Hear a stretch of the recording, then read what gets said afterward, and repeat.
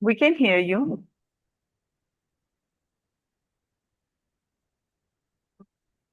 Namaste and greetings. I, Shivani, researcher at IMPRI, Impact and Policy Research Institute, Prabhav एवं नीति अनुसंधान संस्थान, Nai Delhi, extend my warmest welcome to you all to IMPRI Web Policy Learning. Today marks the day 7 of PPYF Public Policy Youth Fellowship Cohort 2.0, an online national autumn school program, a 4-month online immersive introductory leadership certificate training fellowship program. The chairs are Dr. Manorama Bakshi ji, Director and Head of Healthcare and Advocacy, Consortia Advisory, Founder and Director, Trilok Raj Foundation, Visiting Senior Fellow, IMPRI. Co-chair, Dr. Purnima Chauhan ji, IAS, retired, former Secretary, Government of Himachal Pradesh and Director, Himachal Pradesh Institute of Public Administration, Visiting Senior Fellow, IMPRI. The conveners are Dr. Simi Mehta ji, CEO and Editorial Director, IMPRI. Mr. Arvind Oni ji, Urban Poverty Thematic Lead at Indo-Global Social Service Society, Visiting Senior Fellow at IMPRI. Dr. Arjun Kumar ji, Director, IMPRI.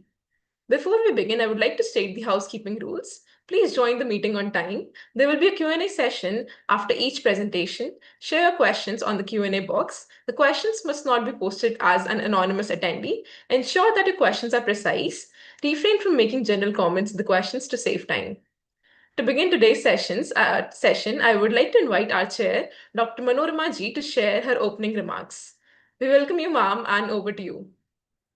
So, Neha, I don't want actually to waste time on opening remarks. I'm more keen to listen like our fellow students, and we have 15 to 17 presentations today. So let's go directly to that, and maybe Sure, ma'am. probably Thank like in between I'll be making All some right, ma'am. remarks. All right, ma'am, sure. Moving forward to the fellows presentation, fellows are kindly requested to accept the invitation to join as panelists.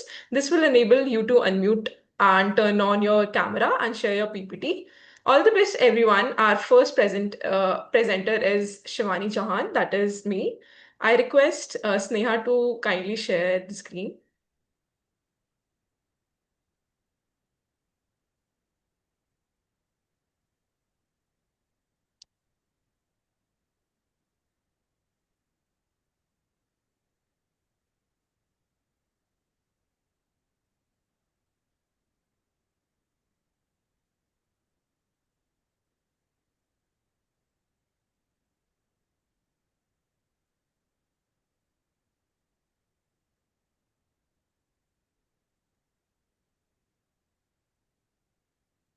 Neha, can you please share PPT? Can you see my screen now? Yes, we can see the screen, but Uh, Is the PPT visible? Shivani, you can start. Your 5 minutes will start. Okay. sure. Good morning. My research looks at the paradox in Indian education. Enrollment is nearly universal, but the huge share of children still can't read or do basic math at their grade level. This is often called learning poverty, and my brief focuses specifically on grade 3 to 5, incorporating the latest post-COVID evidence. Let me walk you through the motivation, the evidence, and what I'm proposing. Moving on to the slide 2, motivation. Next slide, please. So here's the core problem. India passed the Right to Education Act, and enrollment at the primary level is now close to universal. That part of the story is real success, but enrollment isn't the same as learning. According to most recent ASER 2024 data, on the right, 76.6% of class 3 students in government schools still cannot read a simple class 2 level text. This means despite years of schooling, and most children in this age group haven't picked up the basic reading skills expected of them just one grade below. This gap compounds over, which later is seen in higher dropouts. And this window matters right now because Nipun Bharat, India's national mission for foundational literacy and numeracy, has a deadline of 2026 to 27. Next slide, please. Post-COVID shock and recovery. So this slide shows that COVID-19 didn't create this learning crisis. It made the existing problem much worse. Walking through the timeline, schools closed nationwide in March 2020. By January 2021, the Asim Premji Foundation directly tested over 16,000 children and found that 92% had lost at least one basic language ability and 82% had lost the basic math ability compared to what they could just do before schools closed. So this isn't just failing to progress, but it's actively forgetting skills they already had. Then by 2022, when ASER could finally survey nationally again, we saw that lowest reading scores recorded since ASER began in 2005. So only 20%, 20.5% of class 3 children could read class 2 text. The good news is that by 2024, there's a real recovery up to 23.4%, but that's still below the 2018 pre-pandemic baseline. And recovery has been very uneven across states, which is actually central to my research question.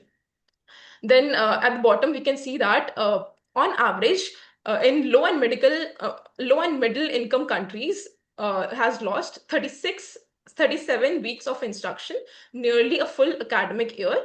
And UNESCO estimates that a single lost year can take around 9 to 14 years to fully recover if nothing is done. Next slide, please. Moving on to literature review and research questions. So here's a quick snapshot of the key literature that grounds this brief. The World Bank 2019 concept of learning poverty, which says kids who can't read by age 10, gives us global pre-COVID baseline. Then Asim Premji Foundation 2021 study, which I was just described, documents the pandemic shock specifically for India. Then Land Pritchett's 2013 work, Schooling Ain't Learning, gives us theoretical explanation. He argues that in centralized school systems, children get promoted grade to grade without matching increase in what they can actually do. And then Banerjee, Duflo, and colleagues work on teaching at the right level or TAL, gives us the strongest evidence we have on what actually works. Gains of 0.15 to 0.28 standard deviation, but only when there's sustained mentoring support alongside it. Then on the right side, I have my 3 research questions. The first asked why enrollment hasn't translated into learning. The second asked why recovery, since the pandemic has been so uneven, both across the subjects and the states. And the third asks which specific implementation mechanisms, things like how often you assess kids, whether teachers get mentoring, whether there's accountability, actually explain the gap. Next slide, please. Moving on to the methodology.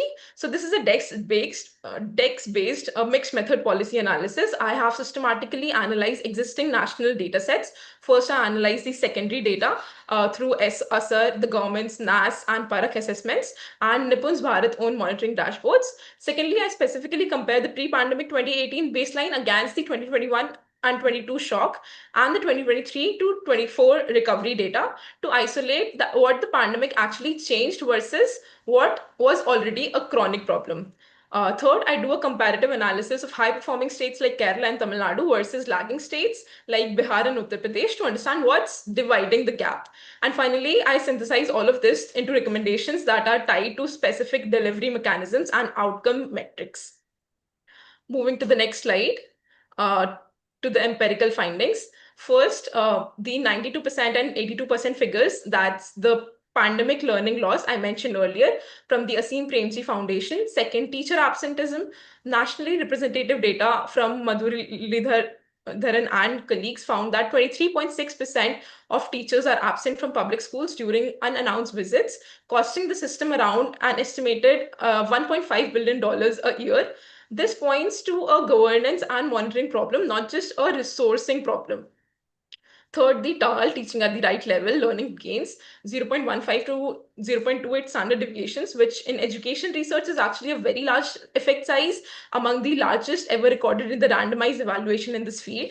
And fourth, the state disparity. The Kerala has 64% of class 5 students reading at grade level, while some lagging states are below 30% under the exact same national policy, which is Nipun Bharat. Slide 7, please. The implementation and measurable outcomes. So these are the recommendations implementation pathways and measurable outcomes. So instead of saying just saying that assess children regularly, I specify termly diagnostics using Nipun Bharat's own existing Lakshya Suchi framework with a target of 15% point increase in grade level reading. Then instead of just saying scale teaching at the right level, I specify embedding it as a daily timetabled period following the Haryana model that's already been proven to work, aligning with the World Bank Rapid Recovery Framework with a target of 0.2 standard deviation, again within 24 months. Moving to the next slide, please. To close, uh, I would say COVID-19 didn't cause India's learning crisis, but it turned a chronic, slow-moving problem into a sharp, well-documented shock. And recovery so far is real, but incomplete and very uneven. Every recommendation in this brief is now tied to a concrete delivery mechanism, which is what moves this from this to a something policy ready. My next step is to pair the state level comparison, Kerala and Tamil Nadu versus Bihar and Uttar Pradesh, which will explain the gap. Thank you.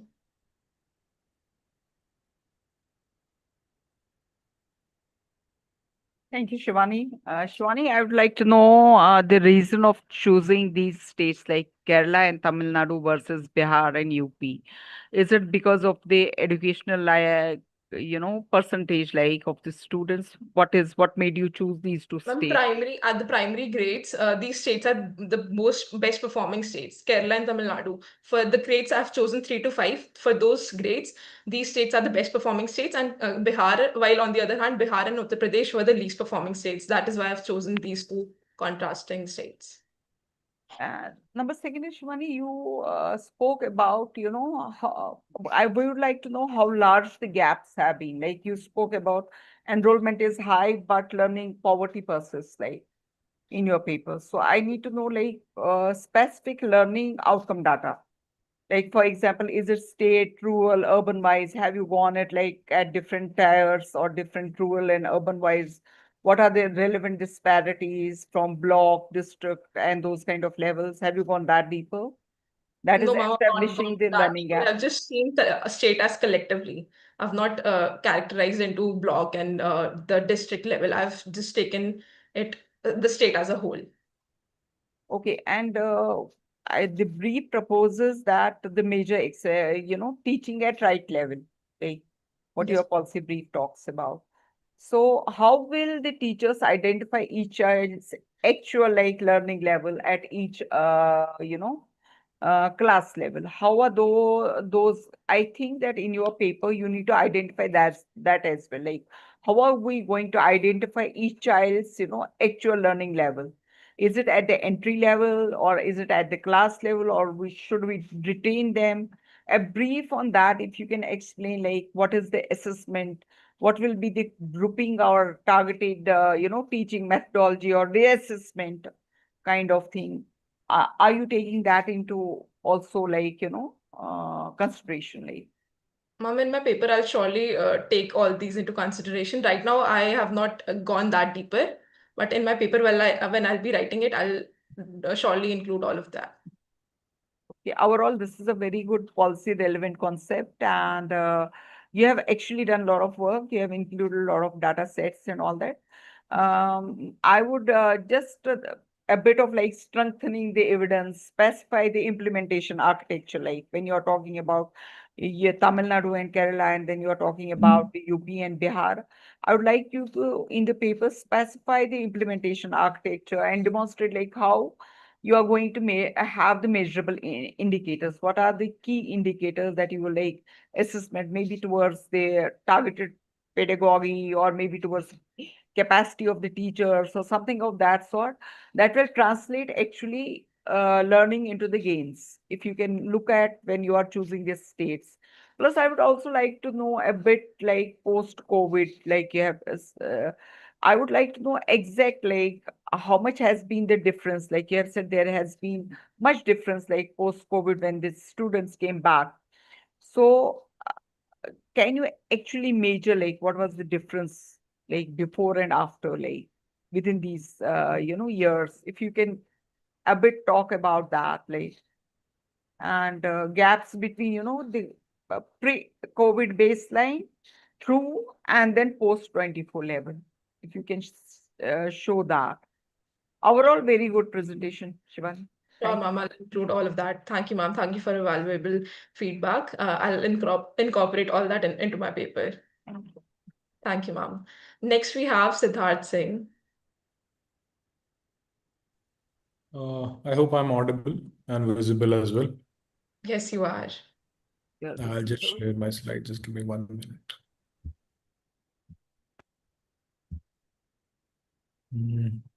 I hope it's visible now. Yeah. Should I begin? Yes, sir, you can begin. Yeah, thank you. The topic that I chose for presentation was the effects of climate change on rural health.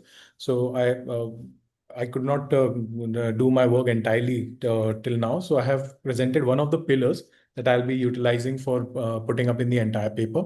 So for this particular presentation, I have chosen the title Climate Health Topography of Rural Communities. Climate change is emerging as a major determinant of rural health in India, as we all know. Climate-related hazards and changing disease etiology interact with existing weakness in rural health systems and particularly affecting the social determinants of health. So the rural populations are particularly vulnerable. Why? Because they are dependent on agriculture and natural resources. They have an exposure to outdoor heat, limited housing and cooling infrastructure. They're dependent on biomass fuels, as well as they have a very strong geographical barriers to healthcare and socioeconomic constraints on their own part. So the problem statement is for my presentation, it's climate change is increasing health risks in rural India, while rural health systems and communities have comparatively limited capacity to anticipate, prevent, and respond to those risks. So while looking at that problem statement, I have designed an entire concept for categorizing that entire problem. Climate hazard, it causes differential exposure among urban and rural. So I'm focusing on rural, and even within rural, there are different levels to which that exposure can be differentiated depending on how much developed the rural area is. Then based on that differential exposure in the rural area, you have socioeconomic vulnerabilities, which in turn causes health effects. And health effects on a systemic level causes healthcare disruption when it goes beyond a certain level. And then because of the disruption in healthcare systems, we have a reduced adaptive capacity for further damage. Then this overall increases the vulnerability of the system, and it creates an entire cycle which repeats itself. Based on the cycle, we can see that the entire concept can be divided into two parts. One is the population part, where we have the exposure to the health effects, and the systemic parts where the disruption increases the vulnerability overall. Then the entire cycle, it creates a reinforcing mechanism in which the climate change worsens health and livelihood security, while illness and economic losses further reduces household capacity to adapt. But so what is the magnitude of the problem? So I took on the Lancet Countdown series, where the most recent Lancet has a countdown paper has estimated that it demonstrates the increasing magnitude of climate-related exposure in India. In 2024, people in India experienced almost 19.8 days of heat waves, out of which 6.6 days were directly attributable to climate change. Heat exposures was also associated with substantial economic consequences. India lost approximately 247 billion potential labor hours because of heat exposure in 2024 alone, with agriculture accounting for almost 66% of those losses. These findings are particularly relevant to the rural health because agriculture workers are highly exposed to outdoor heat, and agriculture productivity is closely linked to household food and livelihood security. Air pollution is another big aspect because it represents it's an important intersection between indoor pollution as well as the outdoor pollution because of the climate change related activities. The Lancet Countdown reports that household air pollution mortality in 2022 was higher in rural India than in urban India itself, at approximately 125 deaths per lakh population as compared to 99 deaths in the urban areas per lakh population. So I've done a vulnerability assessment on three parts. One is thermal stress. It causes decline in labor capacity. This thermal stress triggers a cascade of physiological impacts, which can range from mild heat exhaustion and dehydration all the way to a severe life-threatening heat stroke, acute kidney injury, and cardiovascular failures, which in itself are debilitating diseases and can lead to death as well. In 2024, heat exposure led to a record high loss of 247 billion potential labor hours in India, averaging 419 hours per person. That is almost a 124% increase compared to the 1990-1999 baseline. This loss was heavily concentrated in the agricultural sector, which accounted for 66% of the total labor cost. So air pollution compounded by household air pollution in rural India because of the use of a biomass fuel, it causes significant contribution to the existing respiratory and cardiovascular disease burden in the rural areas.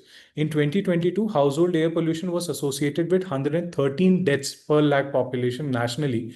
Crucially, the mortality rate from household air pollution was significantly higher in rural areas, as we have seen 125 as compared to 99. The third being an altered monsoon pattern, favorable conditions for vectors and waterborne disease outcomes. Comparing 2015 to 24 period as compared to the 1951 to 60 baseline, the average basic reproduction number, as we call it R naught, or the time it takes for the disease to infect next set of people. For dengue transmission by the Aedes mosquito in India has nearly doubled from 0.86 to 1.6. Similarly, what it roughly means in biostatistical terms is that now the disease is affecting twice the number of people as it was doing in 1951 to 1960.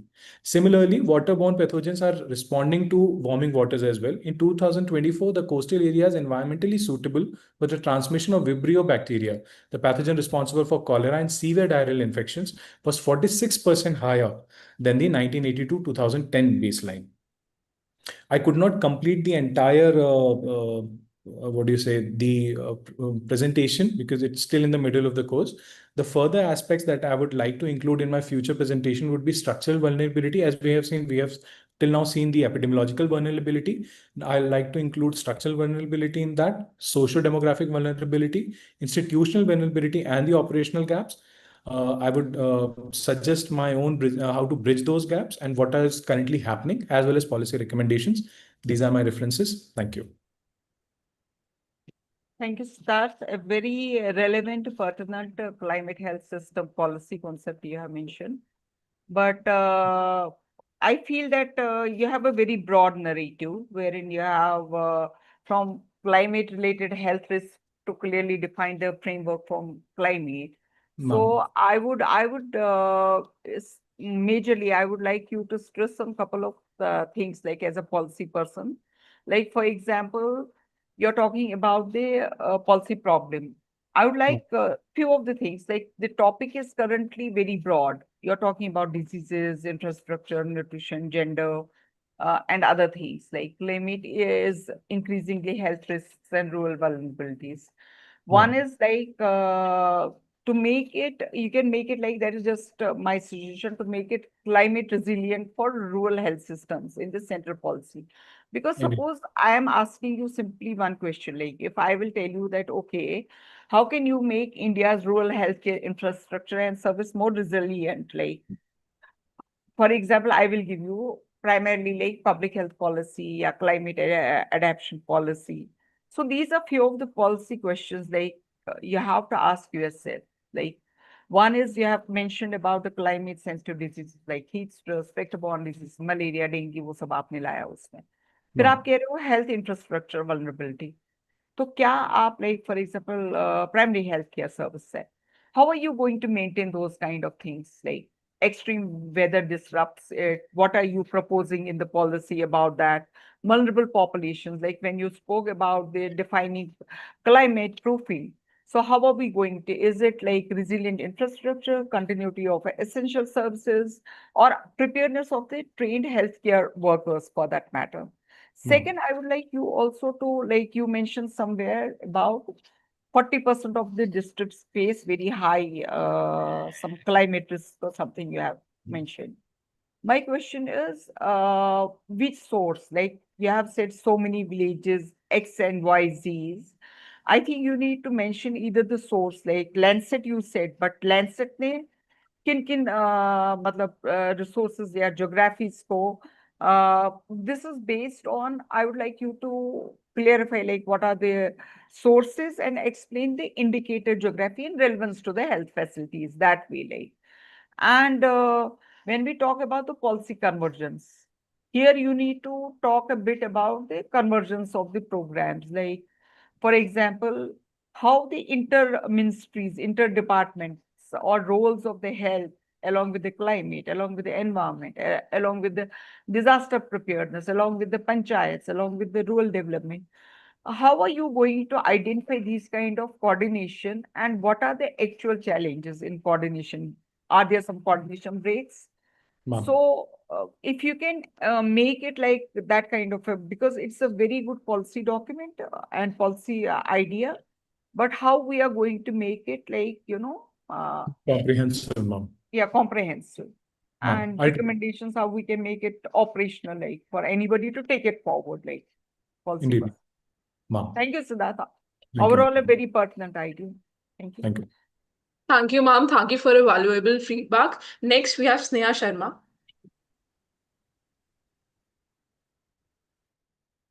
Just a second, I'm presenting my screen. Is it visible? It's getting started. Yes, now we can see the screen. So good evening, everyone. I'm Sneha Sharma, and this is my topic, Thinking Machines and Thinning Brains, which is basically revolving around AI and education system. So the motivation behind this topic is basically there is a compulsory education, compulsory AI and computational thinking, which is introduced from class 3 onwards. That means that an 8-year-old in a classroom near you is having his first of formal government mandated encounter of first artificial intelligence. On the paper, it looks very forward thinking that a very few countries have been opting for AI literacy and they are working at this scale. But internationally, we are just relying on the critical, we just do not know how much this is related to the critical thinking in the young people and how it will be affecting the critical thinking abilities and cognitive abilities of the young children. So the real question isn't that whether AI belongs to the school, it is about the particular rollout which is happening. Is the population we are targeting ready for it or not? So here's the evidence gap that got me interested into it. So the strongest study we have linking AI use to what is called the cognitive offloading. So basically outsourcing your thinking to a tool until you get the result or you get to understand the skill you're wanting to understand. And it was one of the surveys was conducted in the United Kingdom, which had the age group of 17 to 25 as the youngest people who showed uh, significant lag in their cognitive abilities. So nobody has tested this on Indian children, and for Indian children of 8 to 13 years of age, which is the curriculum which India's policy is targeting, class 3 to 8 onwards, class 3 to 8. So that's not the reason to say that AI does not belongs to school. It is just a governance point. We are legislating a curriculum for 8-year-olds based on the evidence gathered from adults which stay thousands of miles away. What I set to do is my research question is India's class 3 to 8 AI curriculum is sequenced correctly given what we know about the cognitive offloading. What we still don't know is about how it affects the young children. I've done the deck-based research on NEP 2020, NCFSC 2023, CBSE circulars regarding AI curriculum, alongside UNESCO's generative AI guidance, including the recommendation that minimum 13 years of age should be for the independent AI use. So, layering all of that, a 23-item survey has been formed by me, and which is a survey which was given by a United Kingdom's institution also. So, that is one of the survey I'm trying to do alongside. So, this survey is currently going out. I'm trying to gather as much data I can regarding the critical thinking abilities which are affected by the usage of AI in the higher secondary schools and the colleges. So this survey is yet to be distributed within the IMPRI fellowship people also. So I will be sharing this survey. I would be I will encourage everybody of you to spare 3 minutes of your time to just fill this survey. Now, what the actual governance landscape looks like. So our curriculum teaches AI concepts, basic ethics, and there's no built-in requirement to teach critical evaluation of AI outputs alongside. Because education sits on the concurrent list of India, any teacher training threshold or safeguard is nothing done yet.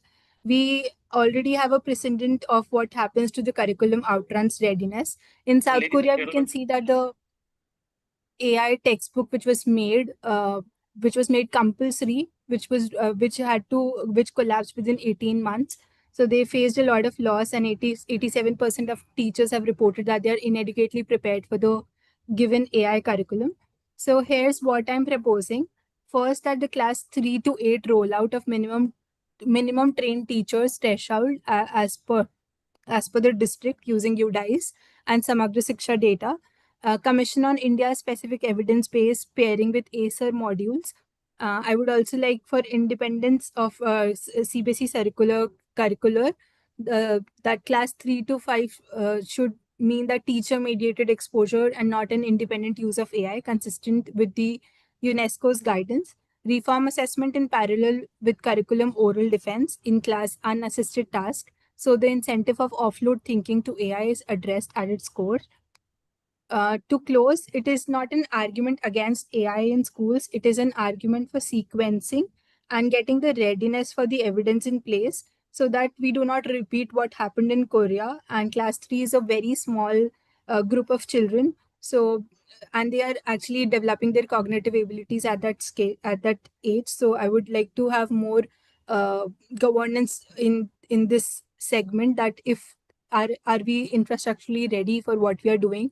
And my main idea is about getting enough data from the survey I've created so that I get to know that are we really prepared for rolling out this curriculum or not.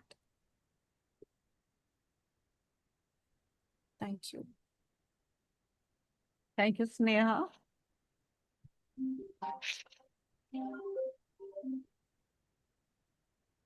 Hello, Neha, am I audible right now?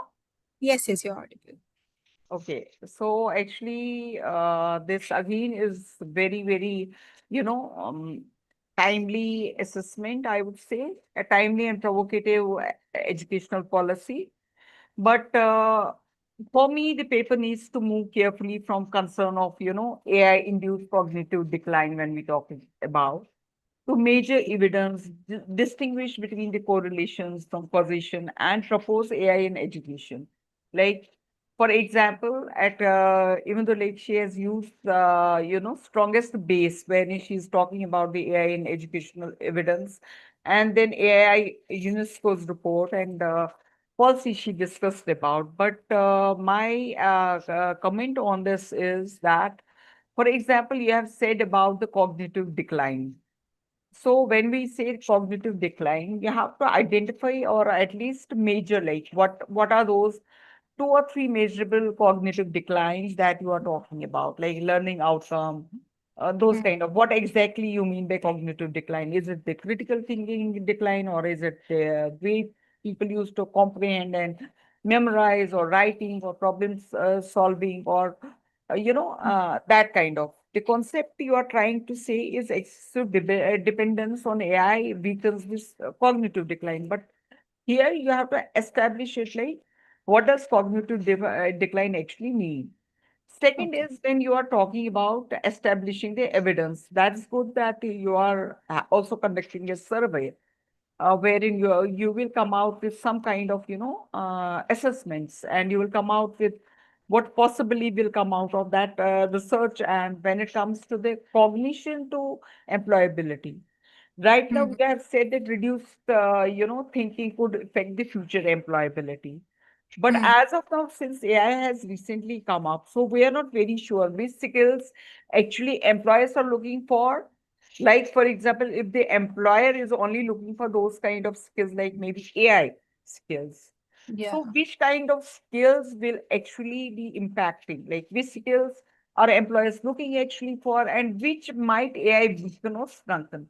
Like when we talk about the critical thinking or problem solving or communication, uh, at the same time, we need to know domain knowledge as employability outcomes kya honge uske, those kind of things, and what does it make? And the paper should not show as AI is something bad. Hmm.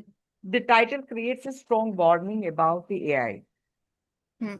We can have balance like AI in educational framework, or maybe probably you can have some kind of, reframe it Hmm. rather than cautioning.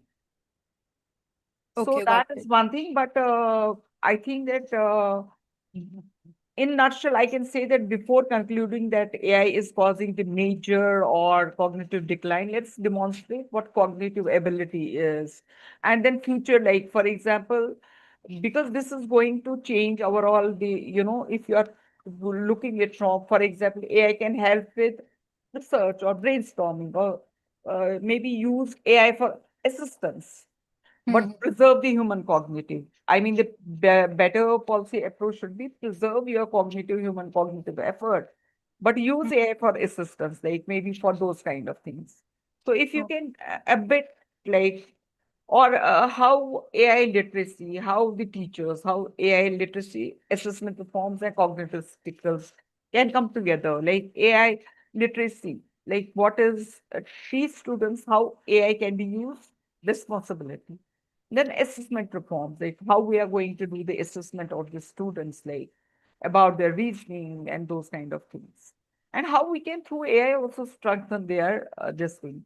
So central policy question for your this should be that how can India's education system integrate AI responsibly while Hmm. ensuring that students continue to develop the cognitive and human capabilities? That should be the policy question, and based on Yeah, that, so you that's can why I have had recommendations. yeah, Yeah. that's why I had that grade 3 to 8. They have introduced AI, but I'm looking at that the infrastructure is still not prepared for it. Like the teachers are not prepared. So that is one question I want to include into it. Yeah. Yeah. Yeah. Thank you so Actually, much. paper needs to tell the government, like education students, what to do. Recommend maybe probably AI literacy or assessment reform or Hmm. teacher capability or those kind of things. Like, and maybe probably your this survey will give us a lot of like feedback, or you get something out of that. Yeah, got it. Thank you. Thank you. Thank you, ma'am. Thank you, Sneha. Next, we have Rindikon ji.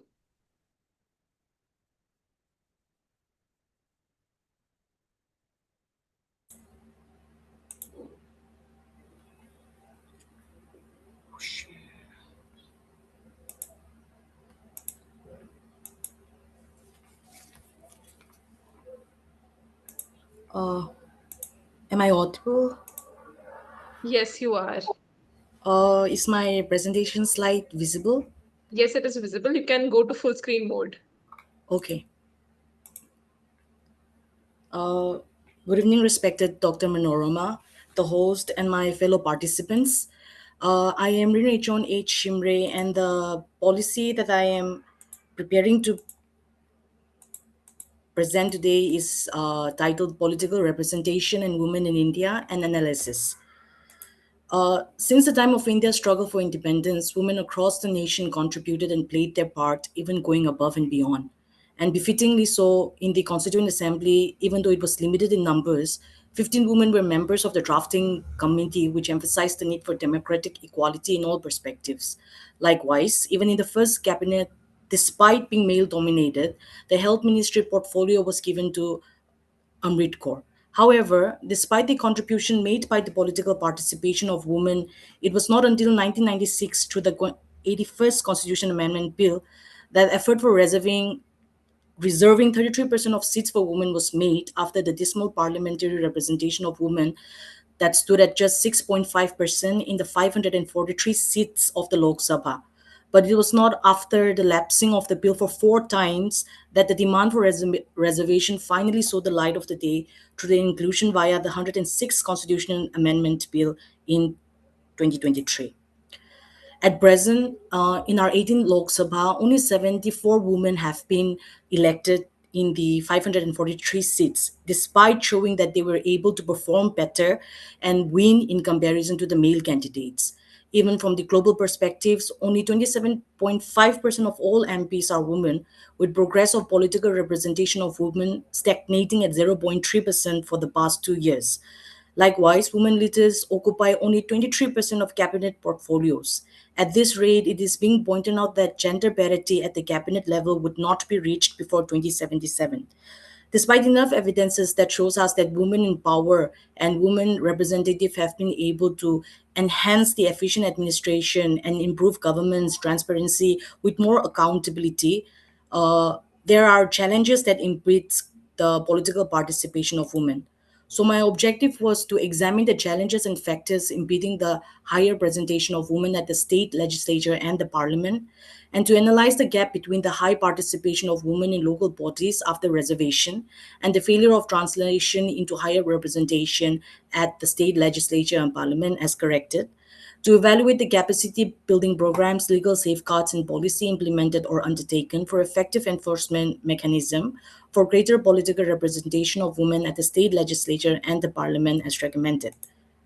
The analysis was undertaken using mixed methodology with collecting data from various government reports, think tanks, and institutions, and secondary sources being sourced from articles and organization reports. The challenges and issues that represent is that, apart from equitable representation struggles, women political leaders and parliamentarians experience more public intimidation, both online and offline. Similarly, gender stereotyping and patriarchal norms have seeped into the politics, often undermining the values and contributions of women leaders, lack of party support and financial resources, lack of political and formal education, and limited access to information with absence of political autonomy and lack of political will have been identified as key challenges. There are also the issues of unintended impact of reservation policies such as the practice of Sarpanch Pati, where men relatives, mostly husbands of the elected women, are running the offices in their places. So the policy recommendations that I have gone so far is, apart from constitutional reservations, reservations at the political party level and quotas should be integrated, which have shown to be highly effective at raising female representation. Apart from gender quotas, provisions of targeted support and training to run for office, including equal access to funding, which have shown success, can be implemented by creating institutional framework. Use of media to spread political awareness and political education, such as the campaign undertaken by the Ministry of Panchayati Raj to eliminate proxy representation and promote genuine women leadership by collaborating with media productions, by producing compelling digital content, could be adopted for promoting women representation at the legislature and the parliament level to remove gender stereotypes, and pushing for better formal education and inclusive alignment of the various policies undertaken to promote women empowerment with effective departmental and ministerial coordination practices could be effectively pursued.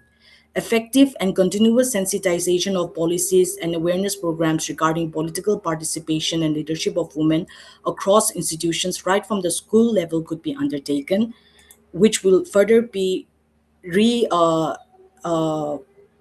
inclusive with the recommendations from the experts. Thank you.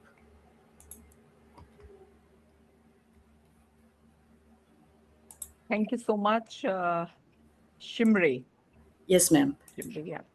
So thanks, Satan. And your policy is actually addressing primarily like gender policy, democratic governance, and political representation with elements of a bit of electoral reforms, a bit of political party reforms, constitutional reforms, and institutional review.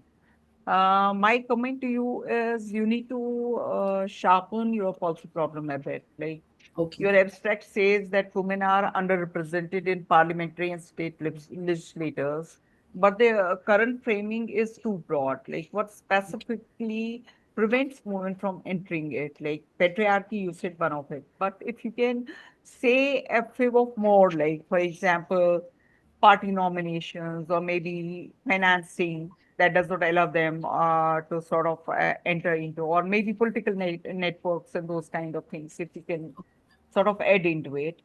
Yes, ma'am. Besides this, if you can add like latest, like which I was just now going through it, latest, if you can talk about Nari Shakti Vandana, which had come up, wherein we had mentioned that the government had proposed bringing 33% reservation for women in Yes. Lok Sabha and state assemblies, Yes. potentially making it applicable from 2029. Yes, ma'am. So that is Government of India. And if you can just look at the other geographical, maybe the countries of, how many countries have done this kind of a thing, like wherein they have given it like, okay, there will be 33% reservation for the people at the women at a higher level also. Okay, ma'am. Second is to add to local and national dimensions. You spoke, no doubt your policy is talking about the, state and, central level, parliament level reservations only. But I'm talking here about if you can, we can talk a bit about the women larger scale participation in panchayats, like, and Okay. urban local bodies, wherein Okay. like local, I mean, you have not emphasized that in your paper. Mm. And if you can also, like, for example, the political agencies and proxy representations, which you have addressed, like Panchayat Satis and all that. Yes, But ma'am. how we are going to sort of have the numerical representation of this whole sort? Can you find out, like, how Okay. many of them are, how you can distinguish the representation from the political agency, like? And most importantly, I see that this is a very, very important, policy brief. But first, if you can identify the problem system, what are the barriers? Okay. Demonstrate it with evidence, what evidence talks, if you have some kind of numbers that support it or some kind of researches that support it. Yes, Then ma'am. propose specific interventions. Like, Okay, ma'am. and who will do what? How many, like, problem evidence, and then implementing. Is it the election commission? Is it the legislature? Is it the political parties? What we call the stakeholder mapping, like? And what is the outcome, like? What are the indicators that will give you a high proportion of women candidates and those kind of things? If you Yes. can look it from those angle and have the stakeholder mapping, like, maybe probably that will strengthen it. Yes, ma'am. Highly relevant to gender democratic governance policy document. Thank you, ma'am. Thank you. Thank you, ma'am. Thank you, ma'am. Thank you, Shimreji. Next, we have Pranjal Pandey.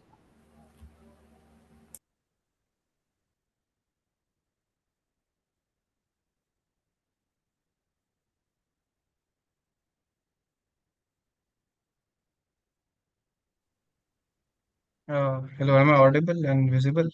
Yes, you are. Is my screen visible? Yes, yes, it is. Okay. So a few months ago, most of the Indian population witnessed heat waves, which were very catastrophic. And heat waves are periods of abnormally high temperatures witnessed in a specific region. To recover from those or to mitigate those, heat action plans are required.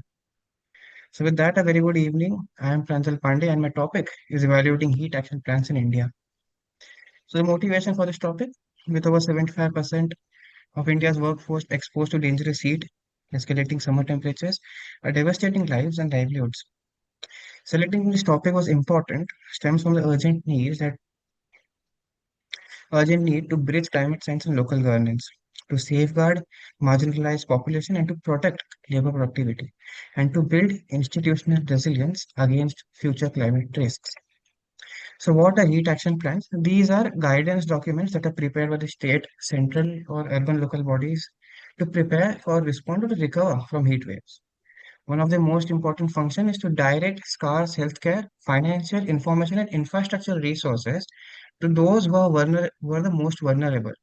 And how they do it? This requires a lot of logistical planning, political will, and regular assessment. And the regular assessment is done by vulnerability risk assessment, which requires a lot of planning as well. And technology like GIS and all can be used as well to determine which regions requires the most help and whether HAP interventions are reaching them or not. So timeline, the first heat action plan, the pilot project was developed in Ahmedabad and were devised by the Ahmedabad Municipal Corporation. It was South Asia's first heat action plan. It was devised in 2013. 2016, we had the first national NDMA guidelines. So this could confer And heat waves in 2016 was considered to be a disaster. And how they did so? By having standardized color-coded IMD systems. So we focus here, there's four color-coded systems. There's green, yellow, orange, and red. Green stands for normal temperatures, yellow above normal temperatures. Orange and red stands for very high temperatures, and red stands for heat waves or extreme temperatures. So I can give you an analogy. Suppose in coastal areas where heat is usually high, if the temperature surpasses 40 degrees Celsius, it could be considered as a heat wave. In hilly regions such as Dharamshala or Dehradun, if the temperature goes above 30 degrees Celsius, it could be considered as a heat wave. The interesting fact here is it is under the hands of the municipal local body or the local body to say it is a heat wave or not. And next, in 2019, we had the Pan India expansion where NDMA upgraded the national guidelines to cover 23 heat-prone states with over 100 plus cities, incorporating interagency roles and cool roof concepts and vulnerable protection frameworks. This, after 2023, the focus shifted. Now, instead of only government intervention, we have brought in NGOs, we have brought in private bodies as well, such as CEW, Center of Energy, Environment and Water, TERI, CPR, and even World Bank as well. And here, if you look at the point of wet bulb heat indices, I'll be explaining it properly in the next slide. And it was a very important problem that was there of dry bulb and heat bulb indices. I'll be explaining in the next slide. So first, evolution and early success. The first plan that was in Ahmedabad was a success because it proved that around 1,100 people unfortunately died due to heat waves. And it proved that by public hydration points, by healthcare readiness and interagency coordination, these fatalities could be minimized. But next, in the hazard gaps, if you could see, so the heat action plans were devised based on dry bulb temperatures, which do not account humidity. These do not account humidity, and India is a very humid country. So if you don't account humidity, is the policy worth? And secondly, high minimum nighttime temperatures, especially in city like Delhi, the usually at nighttime the temperature decreases as a relief. But in cities like that in northern India, there was high nighttime temperature, there was no relief, which led to more physiological hazards in coastal and densely populated urban areas. This could lead to underreporting of heat stress, and this was a very important, very uh, policy gap. And governance and equity bottlenecks. There was under disaster management, there was zero dedicated budget lines. There was lack of enforceability of municipal plans, and people who are the most affected by the like informal laborers or street vendors, they were not considered, they were neglected uh, from their heat action plan. And the next transformative policy, the last point, discusses that instead of short-term emergency advisories, like if we Google right now how to protect from a heat wave, it would say to drink more water, to wear light clothing. These are short-term advisories. Having long-term advisories, meaning having a cool roof program, having urban green corridors, having more urban greenery, having vertical forests through hydroponics. Of course, it's a very heavy project, but we can start small in establishing enforceable social protection protocols, including mandatory shaded rest breaks and parametric insurance for vulnerable workforces, could help in the long run. And while my research, I had witnessed a lot of policy questions which I could raise over here. So the current temperature thresholds do they adequately capture humidity-driven heat stress and nocturnal heat retention? Second was the equity and inclusion.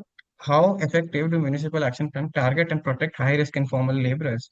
And fiscal and legal backing and policy impact, how institutional bottlenecks can be prevented and dedicated funding can be provided.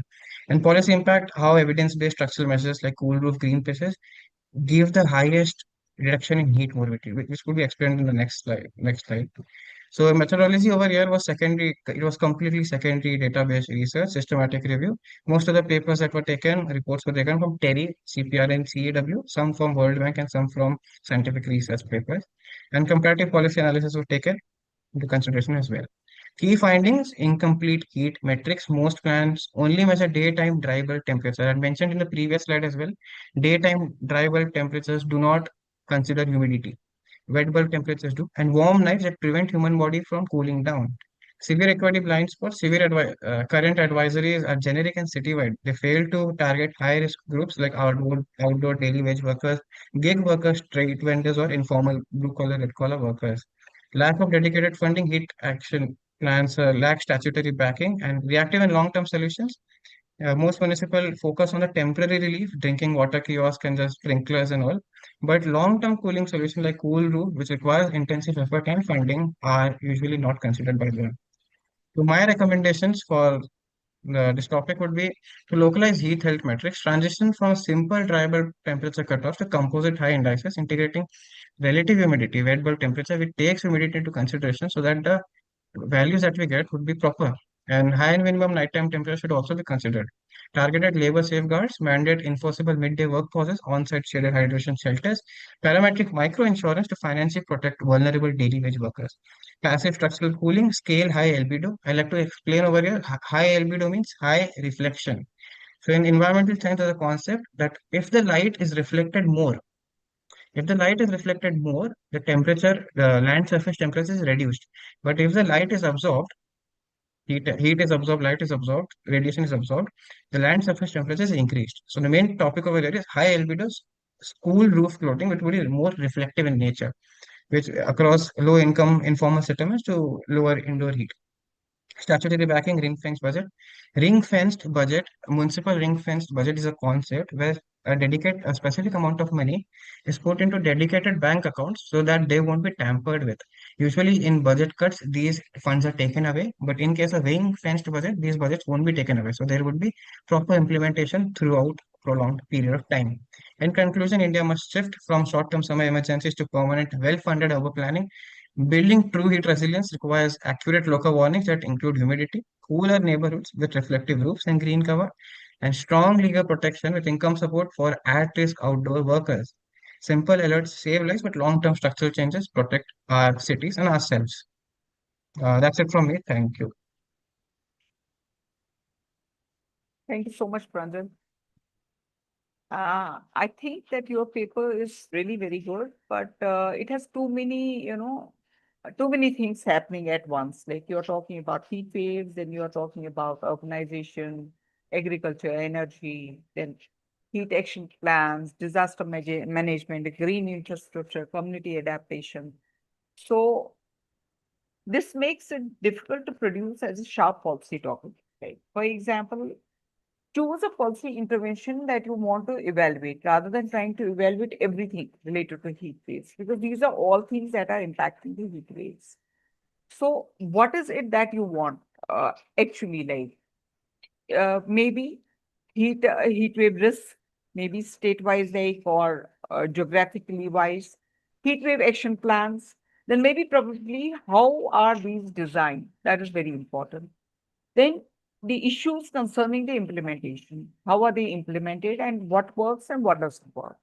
Then finally, as a policy document, we say what outcomes do they produce?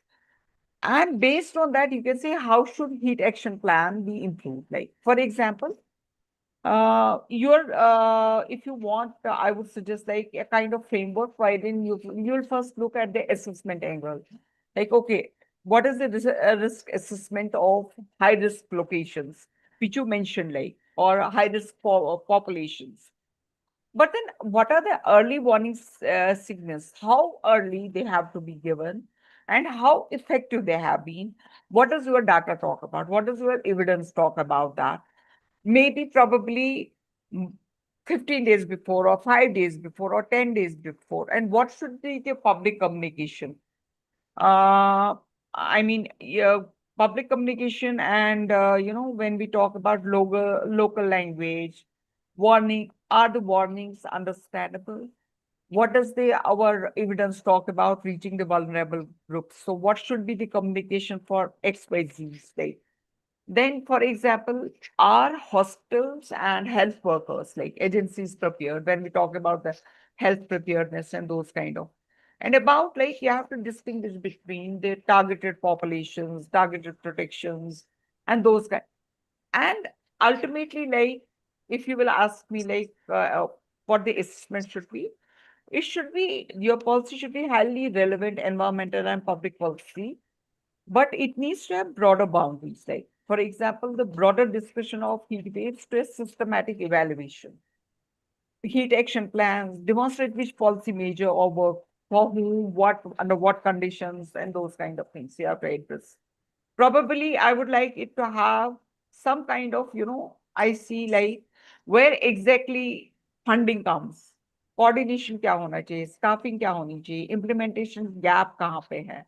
Because ultimately we see that policy formulations are not the issues, but for policy implementations are issues. Wherein you said, you gave some wonderful example of Gujarat, wherein you said that it worked out, but some things they have not, identified the humidity and those kind of things. And you said that it did not work here. So your abstract actually mentions about the coordination and To ensure the implementation government of India challenges. to bolster the local self-governance in J&K. Huh? Hello? I did not get it. It was from someone else, I think, ma'am. You can continue. Yeah. What I mean to say is that uh, identify implementation challenges like funding का थोड़ा बहुत तुम्हें दिखाना पड़ेगा, stakeholder matrix दिखाना पड़ेगा, coordination of different departments, staffing क्या है भी कि नहीं है, or is it just the policy? So those kind of things, the policy has to talk about. Overall, good concept, very good concept. Ma'am, one point last. I'll take all this into consideration. In the article I have written, uh, due to the time constraint, I did not put everything in this slide. But in the article, if you I have gone through your paper. Your paper has addressed different approaches. In fact, your paper is right now open in front of me, and I'm going. We have discussed about HAP, disaster management system, urban planning, climate resilience, early warning systems, public health preparedness, green infrastructure, community-based adaptations. This is what your paper is talking about. Am I right? Hello. yes, yes. Overall, it's a very good concept. A bit of like you can make it like more, stakeholder matrix set kar lo thoda bahut, and then see like recommendations like what worked, what does not work, and what are the warning signals, like kitna pehla aap dena chahte ho, and those kind of things. Overall, good. Thank you, Yeah, ma'am. Thank you, Thanks, Pranjit. Pranjal. Next we have Faizan. Your screen is visible, but please move on to the PPT Am I slide. audible? Am I audible and visible? Yes, you are. Okay. Is screen visible? Yes, it is. Okay. So, good evening, everyone. My name is Faizan, and today I will speak upon the evolution and stagnation of local governance in J&K through DDC. So, the first question that would come up in our mind, what are DDCs?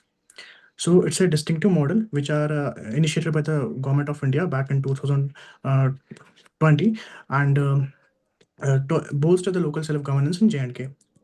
And apart from that, there are since its inception, there has been some problems which it has been facing. What are the problem statement? The first is completion of the 5-year term. DDC, the term of DDC has been completed on 24 February 2026. Since then, there has been no election. Thus, it carried out the inefficacy in this model. Apart from that, DDCs are based on the executive order, not on a constitutional mechanism. Unlike in other states, the the local self bodies are based on the constitutional mechanism like 73rd and 74th Constitutional Amendment Act. Due to this reason, it is more flexible in nature and it does not have that kind of constitutional legitimacy. Moreover, the seat allocation is also varied. Like in Srinagar, the population is 12 lakh, and in Kishtawar, the population is 2.5 lakh, which clearly shows the distinction between these two districts, and the seats are uniform. So it shows the inequitable representation in these districts. I have also mentioned it, I enumerated the legal case as well in the Rahul Ramesh Wagh versus State of Maharashtra. The court asserted that there should be no delay in the local body elections. Next, although if government had although if government have initiated something, there could be relevance as well. So what are the relevance of it? If there are demerits, there are merits as well. Earlier, what was going on in earlier panchayat elections were conducted under 1989 Act, and minimal contestation has been taken place. Like uh, in Baramulla, there were 2,348 seats, and out of 208 seats were filled only.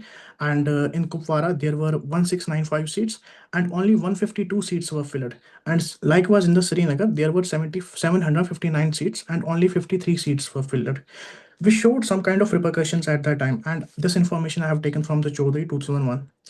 By contrast, the DDC election shows the remarkable polling numbers. 51%, 51 percentage was recorded at that time across 8 phases. The elections were conducted in the 8 phases, and despite of this, COVID-19 was going on at that time, and extreme winters were also there.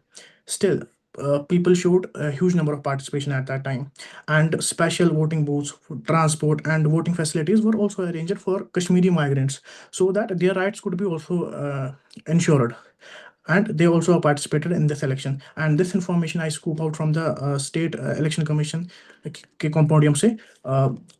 Moreover, as you know that the area has been the area in this area, this is surrounded by with a lot of controversies, but the process was devoid of violence, and center also backed it with financial capacity as well of 200 crore rupees. So what are the key findings? The first, as we discussed earlier, it was a remarkable step by the government of India. Despite COVID-19 and harsh winters, the turnout of the voter turnout was 51%, and the center also backed it with funds. But as Prime Minister Narendra Modi also said that it's a new chapter written in the history of J&K. But I find out that there are several problems as well, like uneven population, as I said, that constitutional lack of constitutional backing, and there has been no elections. So these are the issues. And what are the indicative policy actions? The first, there should be a constitutional guarantee, like 73rd Amendment Act, and we can also adapt a district planning committee under Article 243 ZD, and we can replace this executive order. But the drawback of this constitutional guarantee is it would take time because it needs parliamentary legislation. Moreover, there should be timely elections. That should be happened, as also as I said that in the high court case, there should be no delays in the election. And the third, last time when we convened our session, then the Professor Chetan Vedya suggested me that I should compare this model with other models as well. So I did so. So I compare this model with Kerala style fiscal devolution. In Kerala, they support the decentralization, and there is 25% state plan resources are state plan resources are given to local level. 25% of its state plan resources are given to local level, so that there could be less concentration of power at the state level, and there could be more decentralization at Kerala. We could also adapt that kind of strategy in J&K, but it would take time. And lastly, we should redraw the constituencies by population, but it is technically simple, but politically it's very difficult. So the proposed directions are there. We can take these we can take these policy options in two ways. First, short-term way, and second, long-term way. Short-term way, as we said that it should be backed by the 73rd Amendment, and we should restore a district planning committee under Article 243Z. And long-term way, because we can't change the system overnight. It would take time. So there are some things we can change gradually, like we can introduce Kerala style fiscal devolution to DDC. We can also implement equitable and delimitation of constituencies. And apart from that, we can also establish some kind of mechanism so that we could ensure accountability. These are some references, and I scoop out all these information from these references. Thank you so much. Thank you, Fizan. Thank you, Faizan. a very highly relevant governance and decentralization concept policy. Actually, the strongest contribution comes from what you have mentioned, distinguishing administrative decentralization from democratic decentralization. But my question to you is, Faizan, like, who are the institutions actually accountable to? Like, for example, you have mentioned to the citizens, local bodies, or to administrative hierarchy. For example, in your policy, the framework can become like DDC, panchayats, municipalities, and DDC. So, who has actually the functions? Who controls the funds? That also you have to mention. Who controls the functionaries or who is accountable? So, that is what you have to, your policy framework should ideally be like. Around like maybe 3 decentralization Fs, that is functions, who has authority to do what, funds kahan se aate hain, who controls that, jahan se aate hain, and functionaries. That is something your brief definitely has deepened the democratic decentralization, but you need to address couple of things. Like you have been saying that, okay, policy recommendation, your preferred approaches, strengthen this 73rd and 74th Amendment framework to this. But you need to clarify like what exactly should be changed. Like maybe specify the legal, administrative, and financial reforms, include maybe clearly functions or adequately funds and greater accountability to local institutions. What do you want? Like when you are talking about preferred approach, should be like you said, 73rd and 74th Amendment, this thing. Then again, like for example, we are talking about institutional, relationship you have mentioned. So who is responsible for planning and who will actually take decisions? For example, DDC, Panchayat, municipal bodies, and DPC that we have. So we have to map the institutional arrangements or structure in that way wherein they should not overlap also. वो overlapping भी नहीं होना चाहिए, gaps भी नहीं होना चाहिए, and reporting mechanism क्या होगा वहाँ? Like for example, so ideally, like what powers would make DDC and panchayats, genuinely what you said here. After election खत्म हुआ तो अभी तक election नहीं हुआ. What will make it this concept make really workable and really doable kind of an institution. So these are few of the things that your policy document should address. Definitely, ma'am. I will incorporate all these things. But ma'am, I'm unable to get the answer why elections are not conducted. So I try to search a lot upon it, but मुझे वो solution नहीं मिल रहा है. I think I should conduct a survey. Yeah. First of all, I would suggest you as a policy person, find out what has changed, what it was पहले क्या था, DDC ने क्या change किया, and why do you want that it has to happen there? Unless and until you have evidence enough to talk, yes, this policy or this decision of the government was good and it has really changed what you said. Because even though the elections have happened, but how it has enabled people to, see some kind of positive change, how it has been beneficial for the people or has done the larger good for your community or those people for whom the DDC councils were actually kept as a grassroots level, democracy mechanism. अगर वो तुम evidence gather कर सकते हो, then definitely you can question it. You can have opinion pieces around it. You can have discussions and round tables around it, like why this thing is not happening. But unless and until, or you can have policy documents and start talking to people. But then unless and until your evidence does not say what change it brought, जो पहले था उससे क्या इसने, what notches have moved further, how it has been different. So once you gather that kind of evidence, then definitely you can have roundtables around it. You can have a policy talk, like IMPRI आपकी इस policy को आगे ले सकता है. Definitely, ma'am. I will substantiate this with further evidences. Thank you so much, ma'am. Welcome. Thank you, ma'am. Next, we have Suhani Khan. Your Good screen is... evening. Is my screen visible Yes, it is. and am I audible? Yes, you are. Okay. So, good evening, everyone, first of all.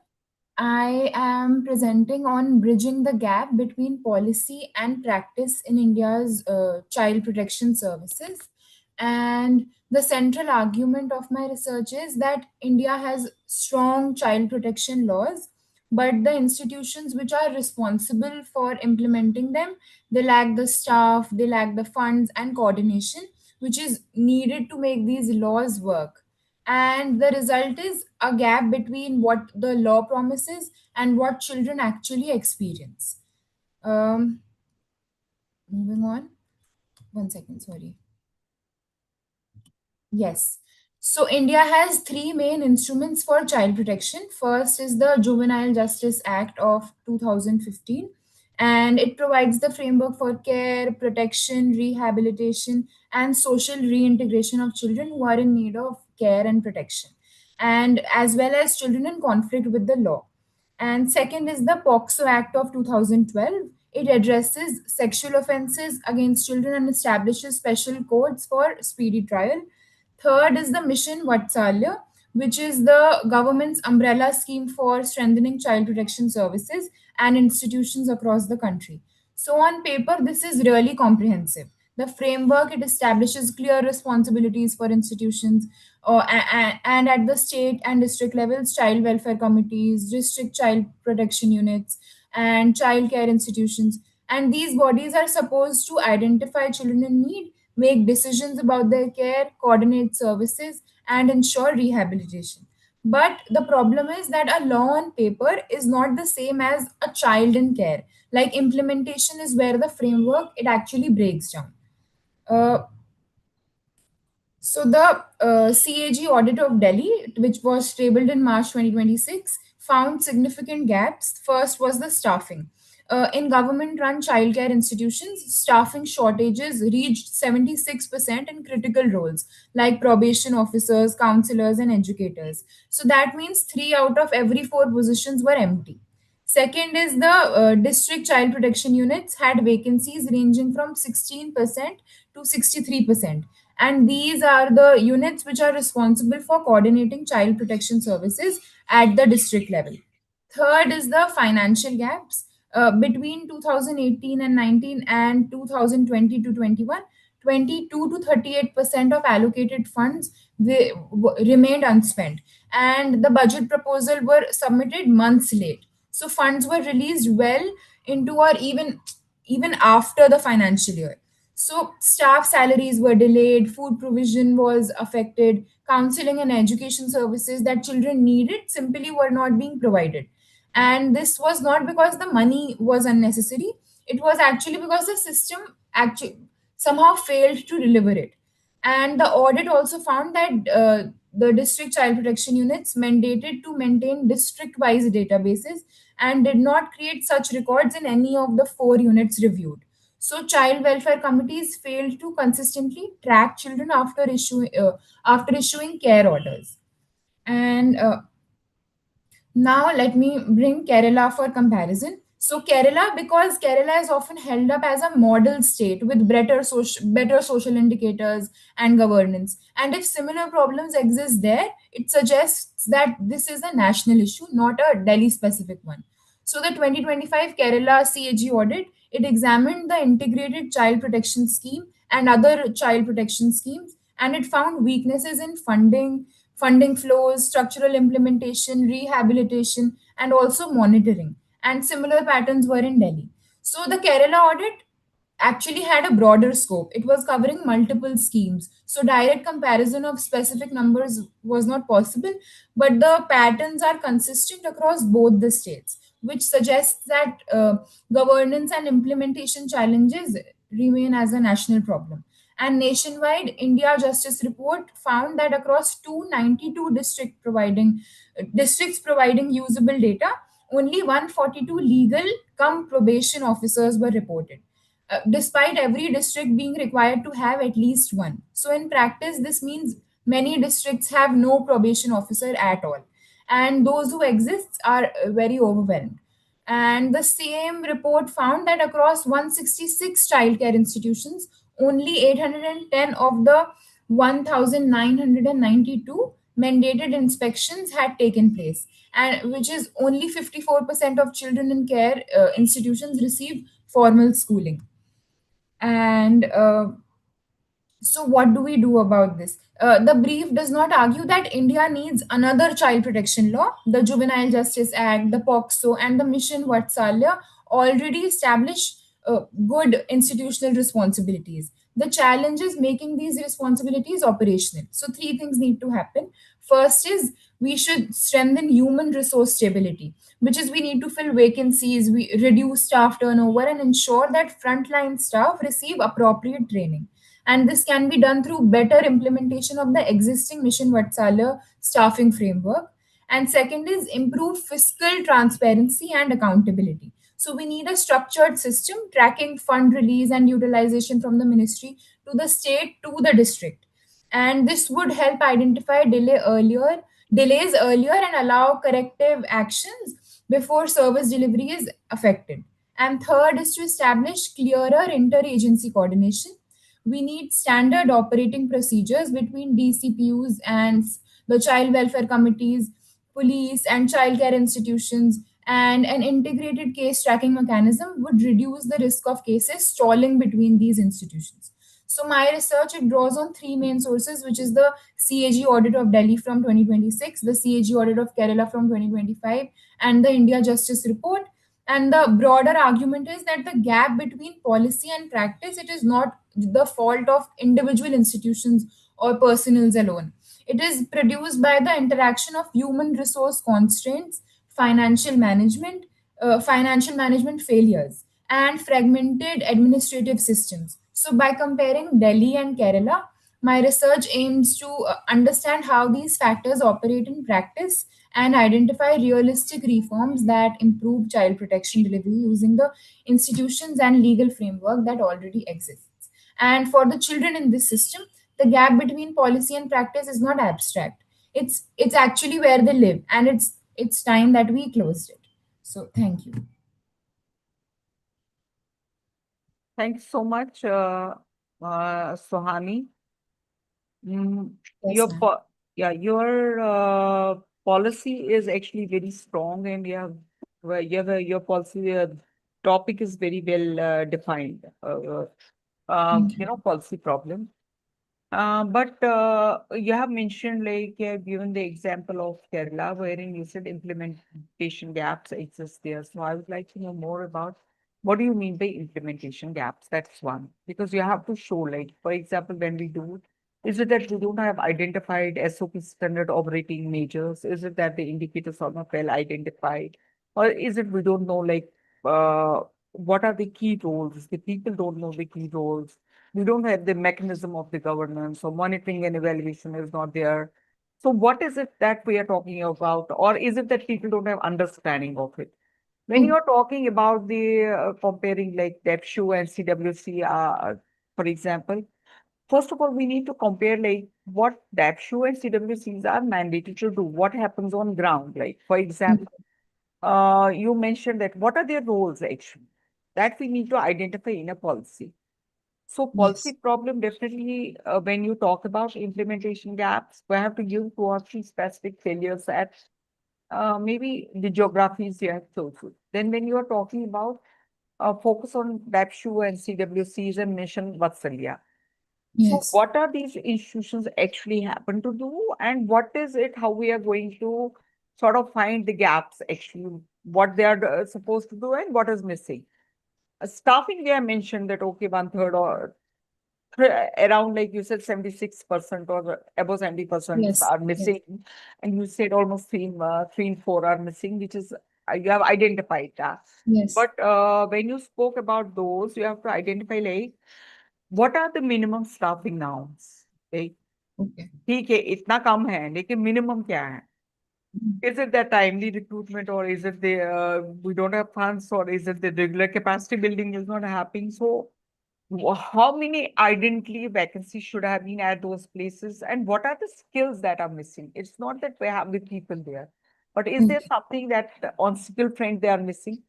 Then about the, in every policy document, we have to look it from this angle कि stakeholder matrix बराबर है कि नहीं?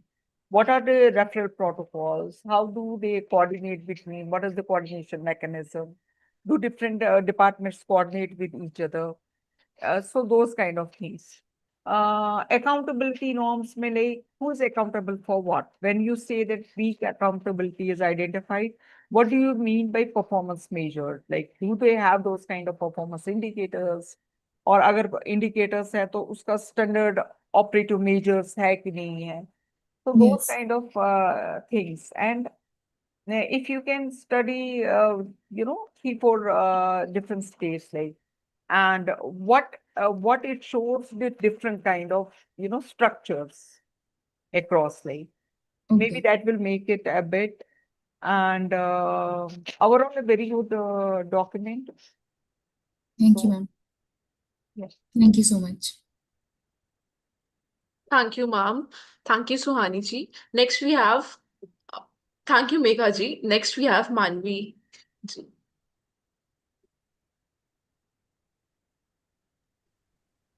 Shivani, we have Megha ji's presentation, then we have mine. Sorry, yeah. Megha ji, you can start.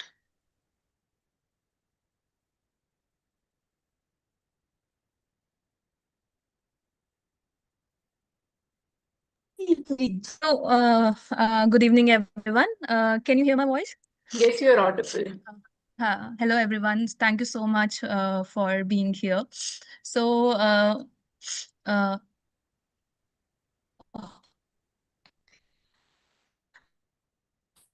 so I'll start. So my the topic of my presentation is a policy shift from the revenue centric growth to physical and social stability in Uttarakhand. So basically, my presentation will talk about the Uttarakhand tourism policy and how this has impacted the kind of events and what is the policy, how it is going to be like, and the policy recommendation that we are going to discuss. Can we move forward? Yeah. So, what is the problem exactly? It's mentioned here. The Uttarakhand tourism link infrastructure has boomed. Highways, hotel, pilgrimage facilities. This includes them also, and it has coincided with a sharp escalating in landslide, flash flood, and land subsidence. So here is the data of ISRO. So in 2018, the landslides were 216. By 2023, it has increased by 1,100, and by 2024, 2,946. And when we see the footfalls of the pilgrimage, it is like 34 lakh 0.77 to 56 lakh. So we can see when the footfalls of the tourism has increased. So here I just want to make the correlation between the disaster events and the footfalls of the tourist. So here we can see the intersection of these two things. And another thing is that it has been there's one more thing, that the tourism policy in 2023 offers it highest capital subsidy that we are going to discuss later. Discuss that those ecosystem, the eco-sensitive zones, the government, the tourist policy says that it will give the subsidies by 50%. That also contradict, like, if the infrastructure will grow, then how it is going to help the environment. So we'll discuss. Can we move to the next slide? Now, the thing that I have taken is the Uttarakhand tourism policy, and we'll talk about what the policy says and what are the gaps when it comes to the implementations and mechanisms. So I have taken two documents, like Uttarakhand tourism policy of 2023 and the operational policy. So first, what it says explicitly, sustainability language throughout the document is there. Environmental impact assessment document provision reference was there, low impact tourism framing positions as a guiding principle. But at the same time, when, as I have mentioned before, that category C district that are very inco-sensitive, Chamoli, Uttarkashi and Rudraprayag, they are very fragile and they get the highest subsidy up to 50%. That is the question we need to consider when we go through the policy. And this is come from the operational document. The second is that the approval committees, like whatever the infrastructure is being built, the approval committee does, they have finance, admin, official, but no environmental and geological regulator is formally represented in the committee. Third is the subsidiary document required construction plan, landslide paper, financial certificate. But EAI is not mandatory condition in that operational document. So that this is something that I have found the gap between what it says and what operations is doing, the operational document. Can we move to the next slide? So how my the methodology of my policy is policy paper would be. So it is so we have very short time to do this. Primary research, I am not able to do that because I don't like that time, I don't have. But it's like I have used majorly the secondary data, and I have taken it as a triangulated methodology. First, the primary official document that I have discussed as the policy documents, operational document. It also includes PIB, press references, National Landslide Risk Mitigation Project budget. Second is scientific and technical data that is come from ISRO landslide data, peer-reviewed studies on Char Dham highways, landslide correlation, Joshimath subsidence. Third is GIS hazard susceptibility findings. Third is journalistic and field level evidence that is also coming from the secondary literature. Stakeholder resistance reporting. The third is ground reporting on economic losses and the case studies, which also includes homestay models, One Panchayat, and the Joshimath case study. Yeah, can we move to the next slide? Okay. So now here we can see the numbers, the quantitative impact, losses versus mitigation investment. So here we can see that as the policy says that it is balancing both ecology as well as the economy. But like when it comes to the sustainability, we can also see that not only the economy is booming, but at the same time, due to the ecological fragility of this particular state, they are also losing the financial aspect. Like here we can see like how many crores of rupees has been lost. Yeah, can we move to the next slide? Yes. So here the policy pathways I have, so I just wanted to make it like the feasibility, like how that won't be compromised, because the political thing is very important that the people would accept, because we cannot change the policy drastically, but it can be changed in a very limited way. So so I have the policy, one of the policy recommendation was on regulatory integration. So as previously we have found that the committees does not have the person who who is geologically who knows the environment thing and geological expert. So the committee needs to include those people, and they need to know like what could be the impact of the infrastructure that has been built on the eco-sensitive zones.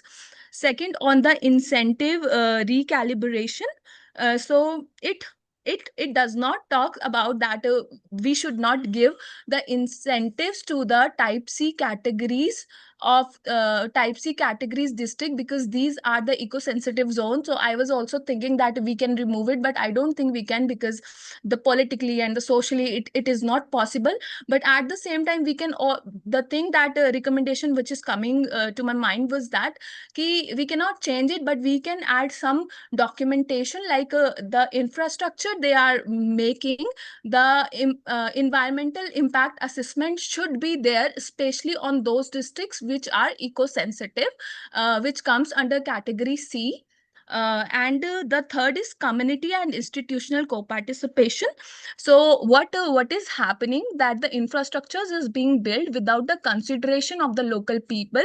So the one thing is that before making the infrastructures, it is very important. So that is one of my recommendation, to in those institutions that has been working in that in the eco-sensitive zone needs to be considered before making any infrastructure. Their their concern needs to be taken care of. Yes, this also include one panchayat, as we can see that one panchayat currently informed roles into the consultative one. And yeah, and can we move to the next slide? So implementation strategy, though ma'am has suggested me to do this. So I have tried to, but ma'am, I would like your feedback on this. So implementation strategy is first is on regulatory integration. So key action would be on GIS portal hazardous integration. The timeline is between 1 to 12 months. And second is incentive recalibration, slope safety NOC, self-certification audits. The timeline is between 1 to 4 years. And community co-participation, it is going to be from 1 to 5 year. And the worst thing that I wanted, uh yeah, this is the last slide. So it's like I also wanted to know the political risk assessment of those like implementation strategies and the recommendation. So this is all I have, and this is the last slide that I have, the implementation strategy. Yeah, thank you. Yeah, thank you. Thank you so much, Megha. Actually, this is a very strong problem statement, and but I think that as a policy person that you are going to be, you need to distinguish between the correlation and causation. Like, for example, you have mentioned about tourism growth. But tourism growth cannot necessarily be cause of the landslides. There can be n number of things. There can be infrastructural or fragile geography or climated, related hazards or weak carrying capacity. So when we straight away link tourism to this thing in there, as a subject of their our policy, so then we have to be a bit carefully. Like, I think that you have to very clearly check the numbers, landslide figures, and then, for example, whether the landslides, like whatever you have reported, landslides, are they recorded by which agency and their authenticity also. And you have to be a bit like when you are talking about slide where we visually tourism growth, and which I already said, correlation does not establish like that. Tourism cause landslides, it can be maybe contributing to different other parameters also that you have to. Second is, you have mentioned about 34 lakh to 56 lakh, substantial increase. So can you identify like what is this percentage wise increase between these 2 years when you mentioned? And you have to strengthen the policy, contradiction also. Like, for example, show exactly which mechanism creates the problem, who receives what, and environmental safeguards kya hai. Those kind of things you have to identify in the problem. For example, so couple of things when it comes to regulate. let's take as a in your concept note is very good, but policy brief में अगर हम 4 pillars रखेंगे, regulatory. So then you need to mention what should government do? Is it geological assessment, which you have mentioned in the end, like AIA, land use regulation. When we talk about the limit, अगर आप कह रहे हो tourism को sustainable करना है, कितना करना है? Is there some parameter to do it? And what are you going to limit? Are you going to limit the tourists? Are you going to limit the vehicles that are coming there? How many vehicles should be there? और what is the infrastructural limits, कितने बना सकते हैं, कितने hotels होने चाहिए? Is there some kind of data that is telling us about that? And when you are talking about the participatory mechanism, so again participatory mechanism इसमें आ जाएगा.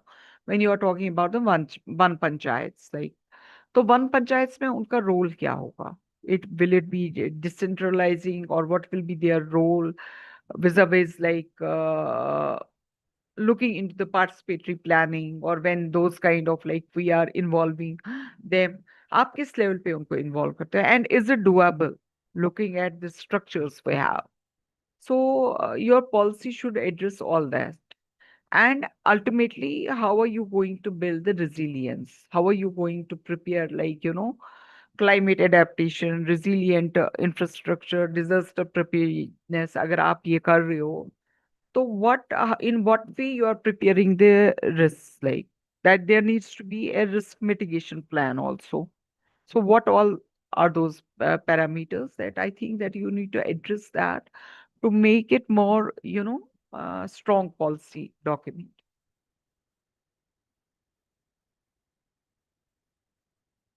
Sure, ma'am. Thank you so much. Thank you. Thank you, ma'am. Thank you, Megha ji. Next, we have Manvi Sinha ji. You can start your presentation. Am I audible and visible? Yes, you're audible and your screen is visible. Okay. Good evening, everyone. I'm Manvi Sinha, and today I'll be presenting my proposed research on legal literacy, a learning lesson in school, strengthening legal awareness among children through school-based education. The basic idea behind this research is that while we teach children about subjects like mathematics, science, social science, etc., we often don't teach them something very important, that is law that governs and protects their everyday lives. The motivation for this research actually comes from my previous research on juvenile recidivism, where I interacted with children in conflict with laws. During those interactions, I observed something that really made me think. Many children were not fully aware their action could have serious legal consequences. This was particularly visible in cases involving POCSO Act. For example, some children did not understand the legal implications of them running away with their girlfriends or boyfriends, or of engaging in certain relationships at an age where the law treats the situation differently. Similarly, in cases involving flights or certain online activities, some children did not necessarily perceive their behaviors as something that could bring them into conflict with law. And this raised a very important question for me. That is, can we expect children to make legally informed decisions when we have never actually taught them the law? This became the starting point for my interest in legal literacy. My field observation also indicated limited awareness of legal rights, responsibilities, consent, POCSO reporting mechanisms, and the consequences of certain behaviors, because the children did not have the knowledge about the consent, like what is consent and what is the legal age of consent. When I looked at the existing research, I found that this is not only an observation from my fieldwork. Existing researches also indicated that awareness of POCSO and child sexual abuse among children and adolescents remain inadequate. For example, one study involving 125 middle school children in eastern India found that only 43.2% had adequate awareness, while 56.8% children had inadequate awareness about the legal knowledge. Recent literature also recommends school-based education, parental involvement, and open discussion to improve children's understanding.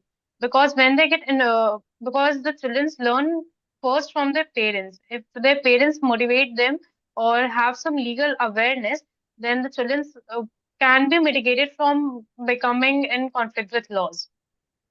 Therefore, I identified a broader research gap Instead of limiting legal awareness to occasional POXO programs, we need to think about continuous age-appropriate legal literacy covering rights, responsibilities, consent, POXO, cyber safety, and health seeking. Moving forward, I propose to study this issue through a mixed method approach. The quantitative method component will be a structured questionnaire to assess the baseline level of legal awareness among children and compare awareness across different age groups and social settings. The qualitative component will involve interviews of focus group, discussions with students, teachers, legal professionals, and child protection stakeholders to understand the barriers to legal literacy. Finally, I will undertake a policy analysis of understanding school and child protection frameworks, identify implementations gaps, and look forward developing an actionable school-based legal literacy model. Based on my preliminary field observations, I identified several areas of concern through which I am recommending certain policies. Children have limited legal awareness. One-time awareness program may not be sufficient for them because POXO are very poorly understood. And digital behaviors has created new areas of risk. Like the children are on Instagrams and all the social media platforms and they post everything on them. That is also a big concern. Based on these observations, I propose that legal literacy should be introduced as a structured and continuous component of school education. Rather than being treated only as an occasional awareness program, it should be age appropriate and include topics such as consent, child rights, POXO, cyber safety, reporting mechanisms like where they can report, to whom they can talk to when they are in trouble or they need some legal help and basic legal responsibilities. At the same time, teachers should receive appropriate training and resource materials so that they can become effective for the students, for like they can guide them where to seek help and where to file cases or complaints. To conclude, legal literacy is not merely about knowing the law. It is about empowering children to protect themselves, make informed choices, and understand the consequences of their actions. I would also like to clarify that what I have presented today is not the complete research. This is just a pillar of my broader research. I will further develop and quantitative and qualitative investigations on this topic. My larger objective is to understand whether early and age appropriate legal education can contribute to child protection, informed decision making, and crime prevention. Because ultimately, we cannot expect children to navigate a society governed by law if we teach them the law, if we never teach them the law. Thank you. Thank you so much, Manvi. I think Manvi, you know? Yes, ma'am, it's Manvi. Yeah. So Manvi, it was a good presentation and your policy is more of an educational and preventive policy. So what I see is when you are talking about, you call for legal literacy in schools. So I would like to know, like, what do you want basically in your whenever you're recommending to policymakers? Like, is it about the appropriate models on these kind of policies or responsibilities or consent or online behavior? What is it that you want from those kind of what exactly should children learn when we talk about appropriate modules? Like one is that. And when I think a bit of carefulness when we are talking about the possible, like field observations definitely suggest some children involved in POSCO-related situations lack the legal awareness. But that does not necessarily mean that those children who did not sort of like, if somebody knows that POSCO guidelines, like, or the POSCO cases are simply delinquents of legal education alone, and will only legal education can prevent the cases. It is a very, carefully, and we have to take caution when we say it just by understanding or just by knowledge of POSCO, something won't happen. So ideally, I would suggest like we have to treat children protection, awareness, prevention s- and access to help separately from juvenile offending. You understood that by what I mean? Yes, ma'am. Like Yes, ma'am. one thing is knowing the law. Second Hmm. thing is somebody getting involved into these kind of things. So necessarily it may be or may not. There's a logic in it. It may be probably if they knew the law and if they knew the consequences, it may not have happened. But there is no guarantee about that. Hmm. And when you're talking about the implementation, so I think who will teach? How often? That also needs to be how often we need to have this curriculum or this education going on, or do you want it to be part of the school curriculum? And Yeah, I want. you want it to be part of the school curriculum. Yeah. So then you have to also give it a complete, action plan kind of a thing. Clear institutional model wherein we talk about, okay, it is to be, you want it to be at school level. So do the teachers want to be trained on that? What is the age appropriate curriculum that you are going to sort of support for the system? And what is the specialist support that they come, or is there some kind of funding mechanism? Because whenever we are going to make any change, you have to look it from the funding aspects also. Who is going to do what, and where from where getting the funding mechanism, budget kahan se aayega? और Hmm. measurable output आप क्या रखते हो? Like, is it that people will have, and how are you going to do? Are you going to do a baseline and then see what is the awareness? How are you going to measure legal knowledge awareness or rights knowledge awareness or civic outcomes rather than assuming a few offenses automatically result from the program? I mean, वो भी देखना पड़ेगा क्या हो रहा है नहीं हो रहा. So definitely, the policy is very good. Legal literacy, if you will ask me, can definitely, certainly be a preventive and protective intervention. But when we talk about the juvenile delinquency, has many cases. It is not just dependent on knowledge part only. There can be the family circumstances. There can be the fear influence, drug influence, social issues, poverty, substance abuse. Matlab, there are exposure to violence and other things. There are a lot of other things also that lead to this thing. But not, yeah, it can be a good preventive and, policy intervention.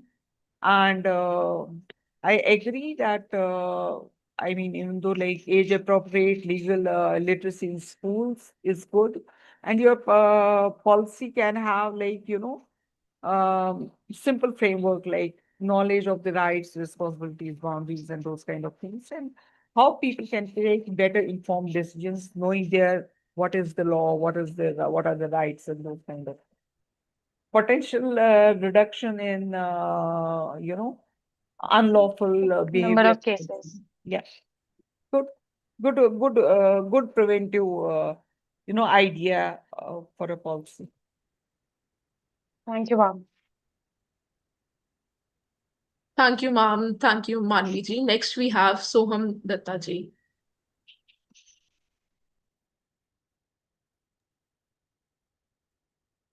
Hi, hello everyone. Am I audible? Yes, you're audible and your screen is also visible. You must begin.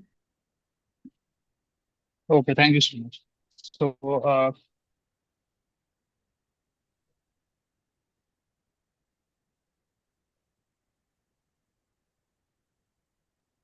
You're not audible, Soham ji.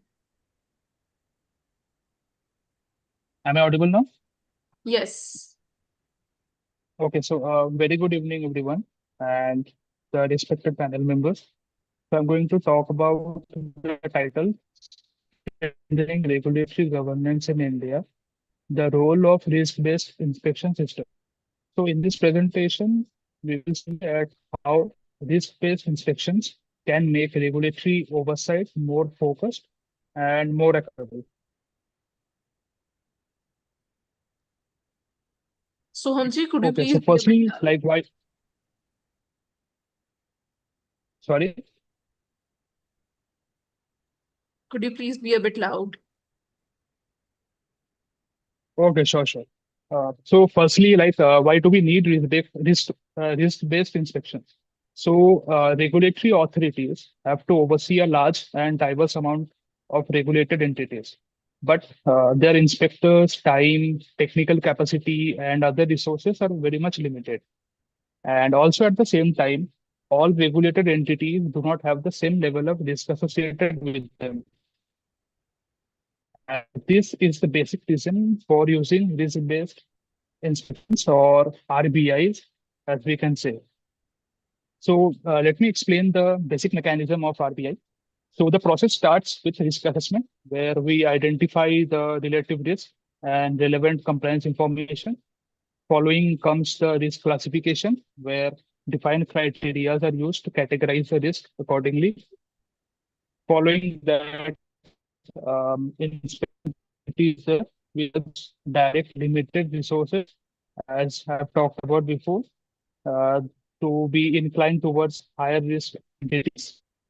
And finally, regulatory actions uses compliance history for further monitoring. And apart from that, we can also see that India has already gone into this kind of approaches. Firstly, FSSAI has started to use risk classification to decide inspection priority and frequency, giving greater attention to higher risk food businesses. Following, DPIIT has also started to promote central inspection systems, use based selection to improve coordination and reduce replication. And furthermore, Odisha's central inspection framework also combines risk-based and synchronized inspections with computerized scheduling, transparent processes, and inclusion of third-party inspection mechanisms. So together, these examples really does show that RBI is being used not only to decide who should be inspected, but also to improve how inspections and coordinations are governed.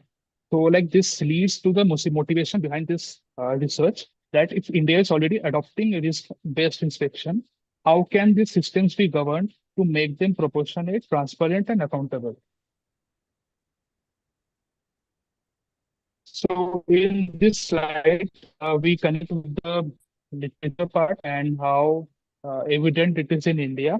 So firstly, we have regulatory governance.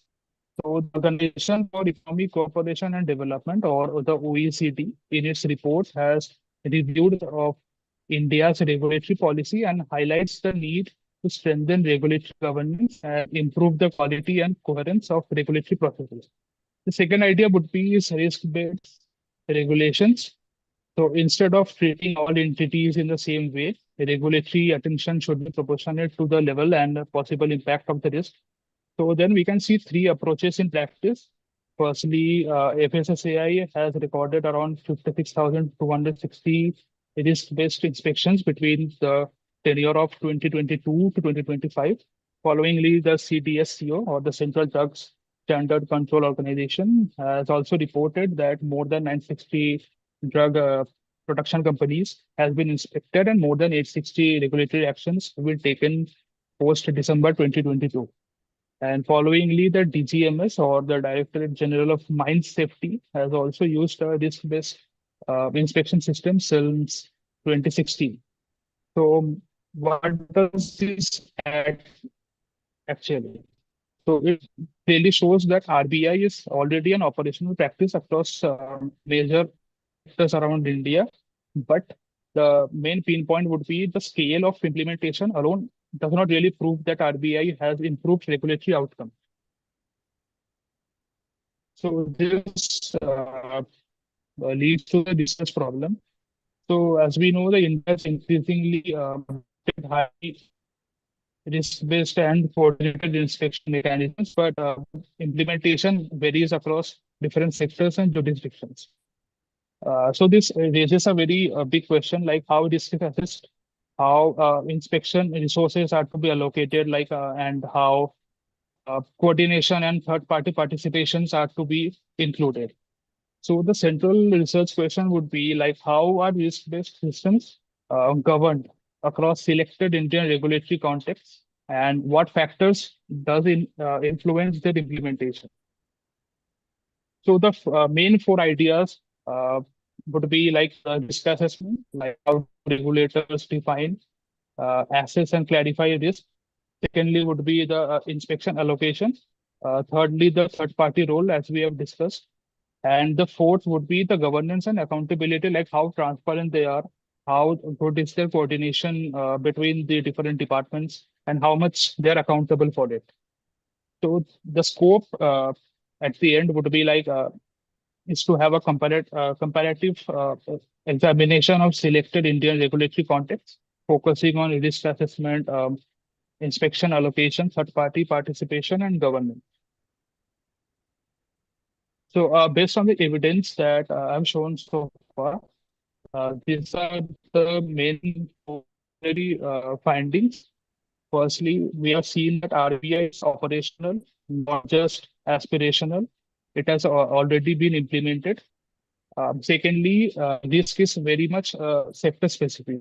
So, like, this cannot be defined using one single formula that includes each and every sector, each and every department. And thirdly, technology and data are becoming increasingly important for further study and further enhancing the policies and all. Fourthly, would be third-party inspections creates a question of governance because of the important issues like accountability, conflict of interest, independence of inspections do come into place. So based on these findings, there are four proposals for policy directions. Firstly, the transparent risk criteria that are clear, evidence-based, and regularly reviewed. Secondly, integrated regulatory data, linking inspections, compliance, and other surveillance and third-party information. Thirdly, proportionate inspection, where inspection frequency and intensity does match the level of demonstrated risk. And fourth one be like having a stronger third-party governance and also accountability for it while keeping clear regulatory responsibility. So, like to conclude, I would like to say that India doesn't need to inspect everything equally, but it needs to identify what matters most, act where the risk is great, and remain accountable for every regulatory decision. So, thank you, ma'am. Looking forward to your solution.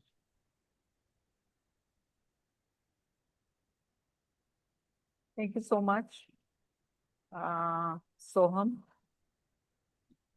So if you will ask me some couple of questions, like we already have the risk-based inspection happening in India.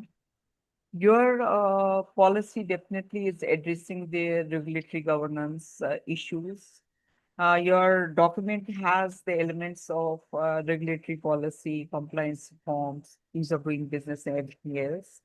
But my question is, I mean, if you can strengthen, you have used the framework of like you have tiered FCI, DPIIT, and Odisha.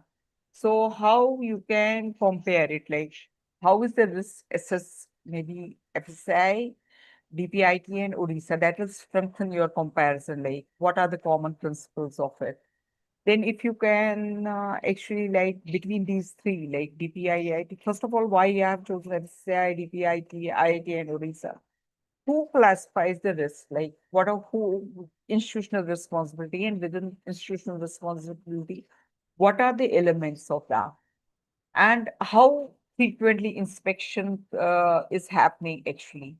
That also, if you can sort of within the framework mention that. And data sharing, like what is the mechanism, is it interregulatory or whatever it is, like those kind of things. So one important actually conceptual framework is RBI is not only actually reducing the number of inspections, but I think you have to also talk about like using the scarce resources where risk is the greatest. So for that you have to sort of look at the what does the evidence say.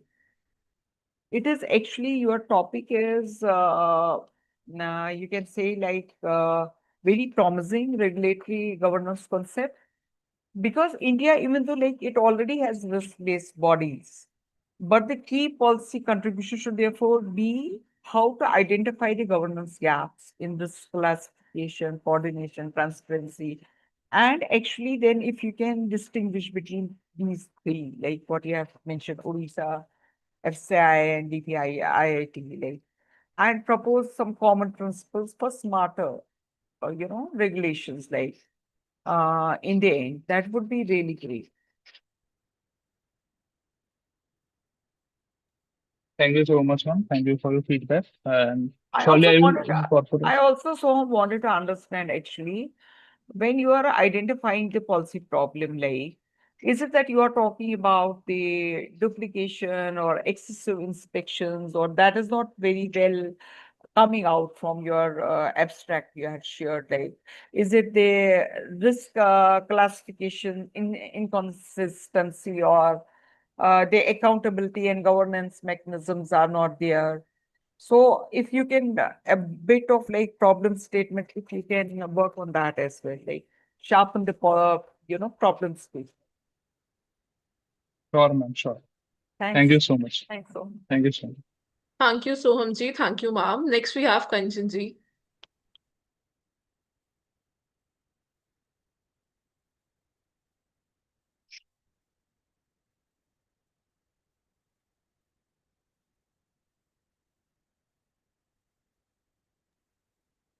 Kanchanji, you're not audible. Can I start? Yes, yes, you can begin. Okay, I am visible. Hello. Yes, your Your PPT is visible. PPT visible and start video. Okay, I'm starting.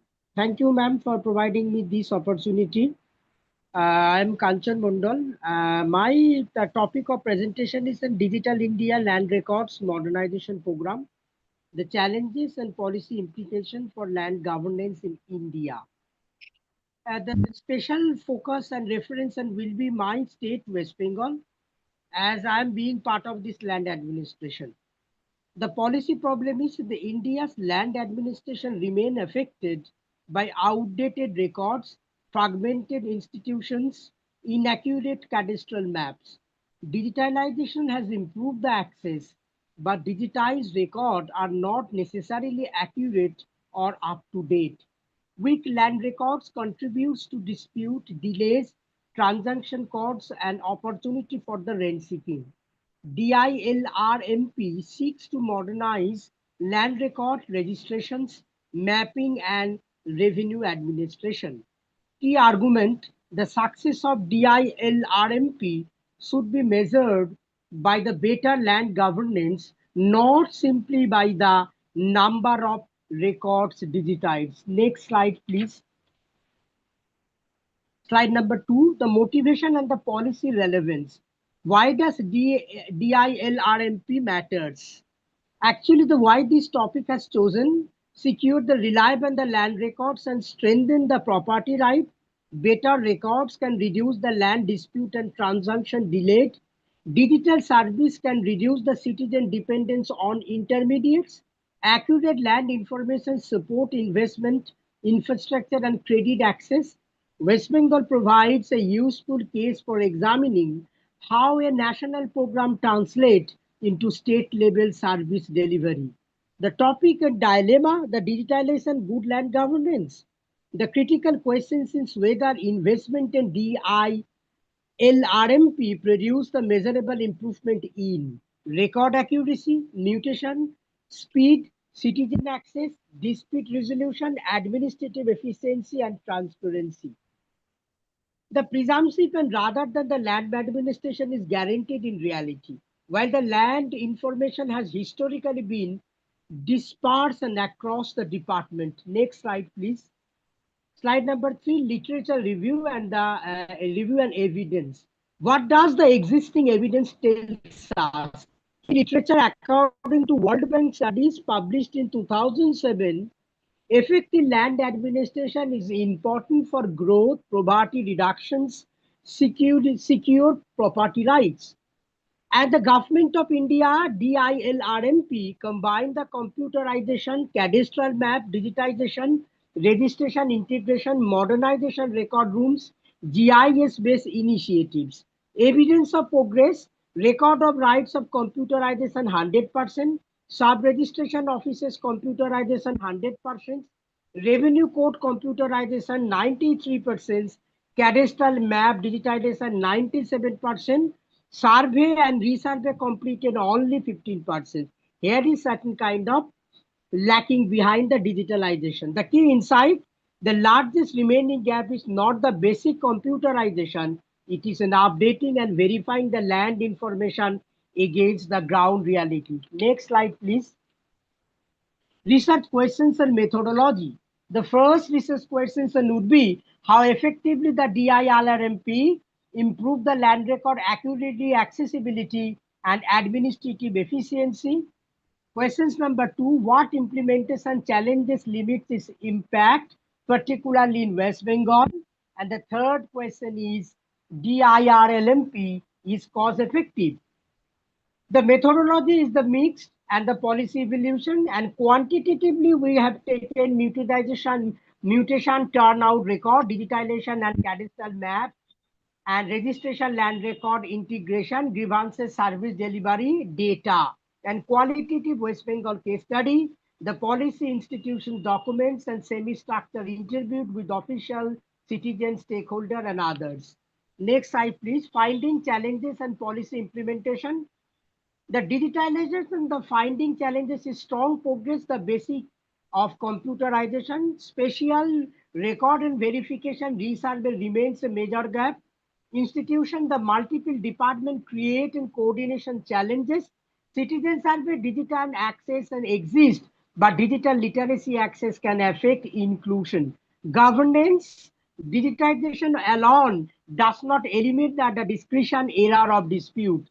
West Bengal case, the Banglar Bhumi platform has been operating ROR, grievances service, revenue court information. This demonstrates the movement towards citizen-facing digital land governance. However, the evolution must examine whether the online availability translates into faster, cheaper, and more reliable outcome.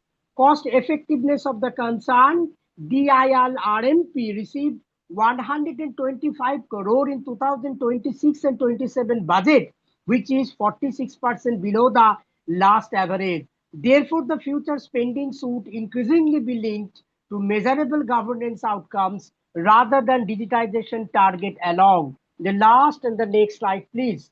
Recommendation and conclusion, the policy recommendation, first one, shift from digitization to the data and quality, prioritize the survey, resurvey and verification, regularly update the cadastral map and after the transfer, inheritance and subdivision, the build a true interpolaritability, integrate the revenue administration, cadastral taxations and the code database, use the common identifier, list and Bhu Aadhaar where an appropriate, the make the performance outcome based, error mutation should be free, dispute should be reduces, grievances should be reduced, citizen satisfaction and cost per transaction. Number 4, the strengthening of citizen inclusion, maintain assistance by digital service, the lacking the digital access is problem, provide transparent status and tracking and grievance and escalation, introduce the systematic code effectiveness and evolution, compare the program expenditure with administrative saving and citizen benefit,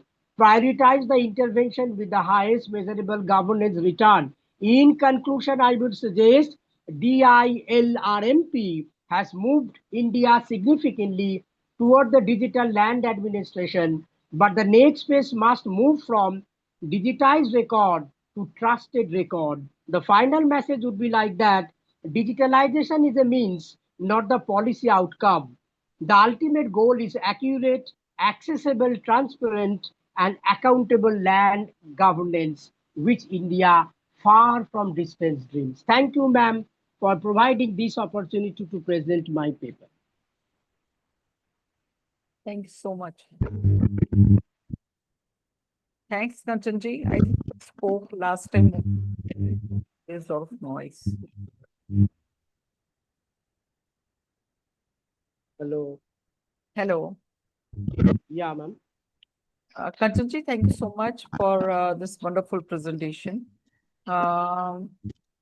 I think that you have already addressed most of the things, and you have actually spoken about couple of things that how it can be strengthened. For example, when we spoke about revenue of officials may not have the digitized or GIS skills.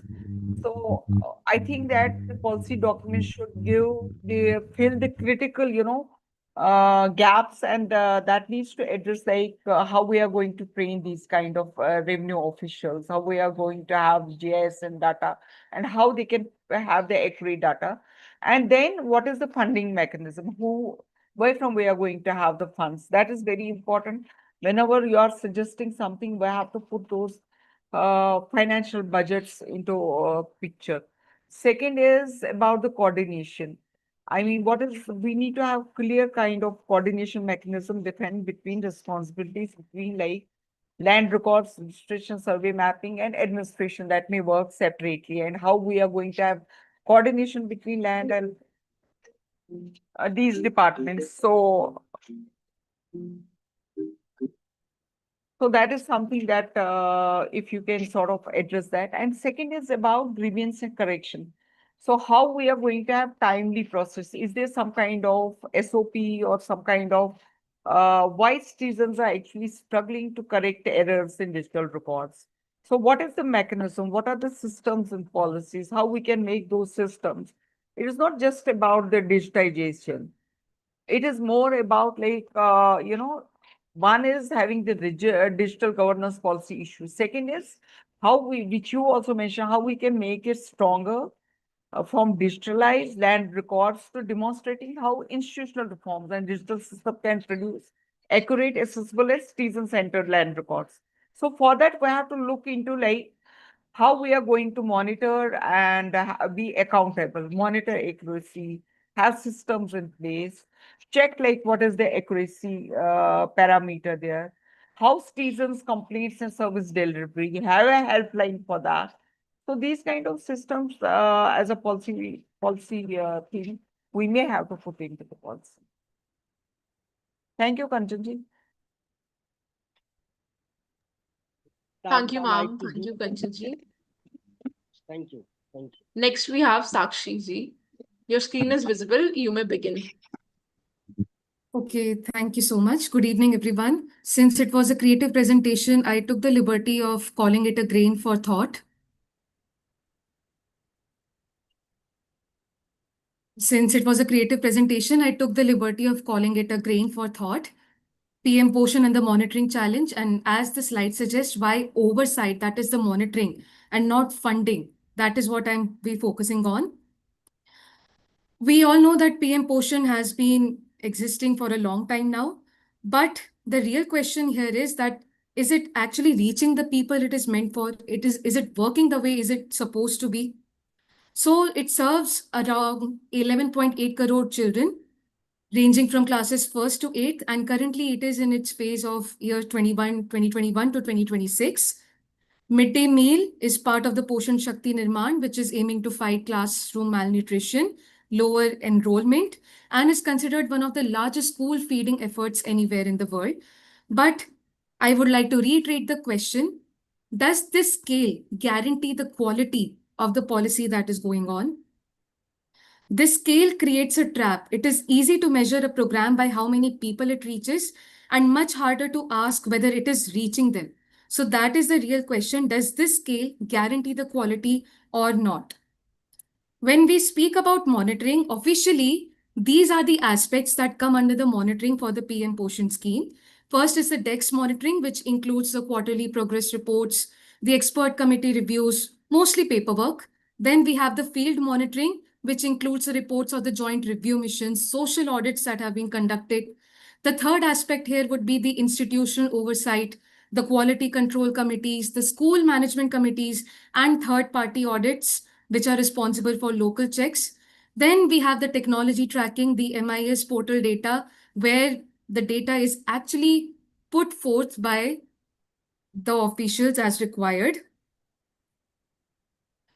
So what my studies have so far indicated that funding is not actually a major problem, but somewhere it does need to be studied, as ma'am had already mentioned in her comments, that we should see about the funding aspect as well.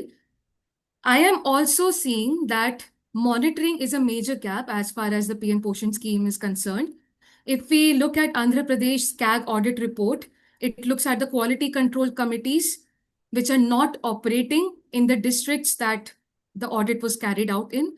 Then we have the undetected quality lapses that Gujarat has seen instances where meals were served cold and it did not even have the exact apparatus required to measure the temperature. Then we have the recurring safety incidents. Bihar reported over 100 food poisoning cases in 1 month alone. And 3 days back, a latest news came up that in Bihar Sharif, in place of salt, detergent was used for cooking food, and that has affected the children who were eating those midday meal. So that is why we need to look at the monitoring part. And then we have the monitoring guidelines which have really gone stale, which are not updated properly.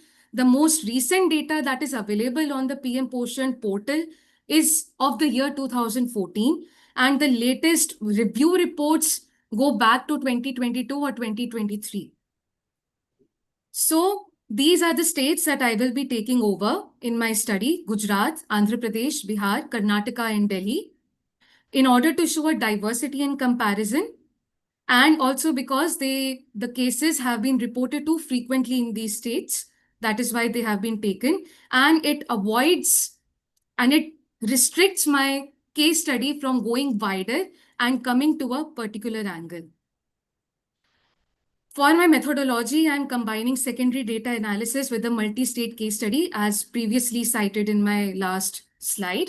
Secondary data analysis, where I will be looking at CAG state audit reports, the NFHS 4, 5, and 6 health survey data, the PM Poshan MIS portal and the PIB releases, and published research and policy commentary by various academic sites.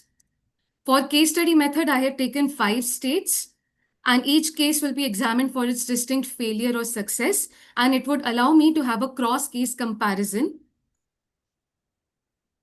If we look at other root causes as well, we would see that the guidelines are frozen. They are not updated since 2014, as I've already said. Then the data that is available on the MIS portal is actually not aligned with the ground reality that is happening. Then we also see a weak intersectoral convergence between Anganwadi. As I remember in my previous sessions, ma'am pointed out that I should look at this angle as well, and that is why I'm studying it further.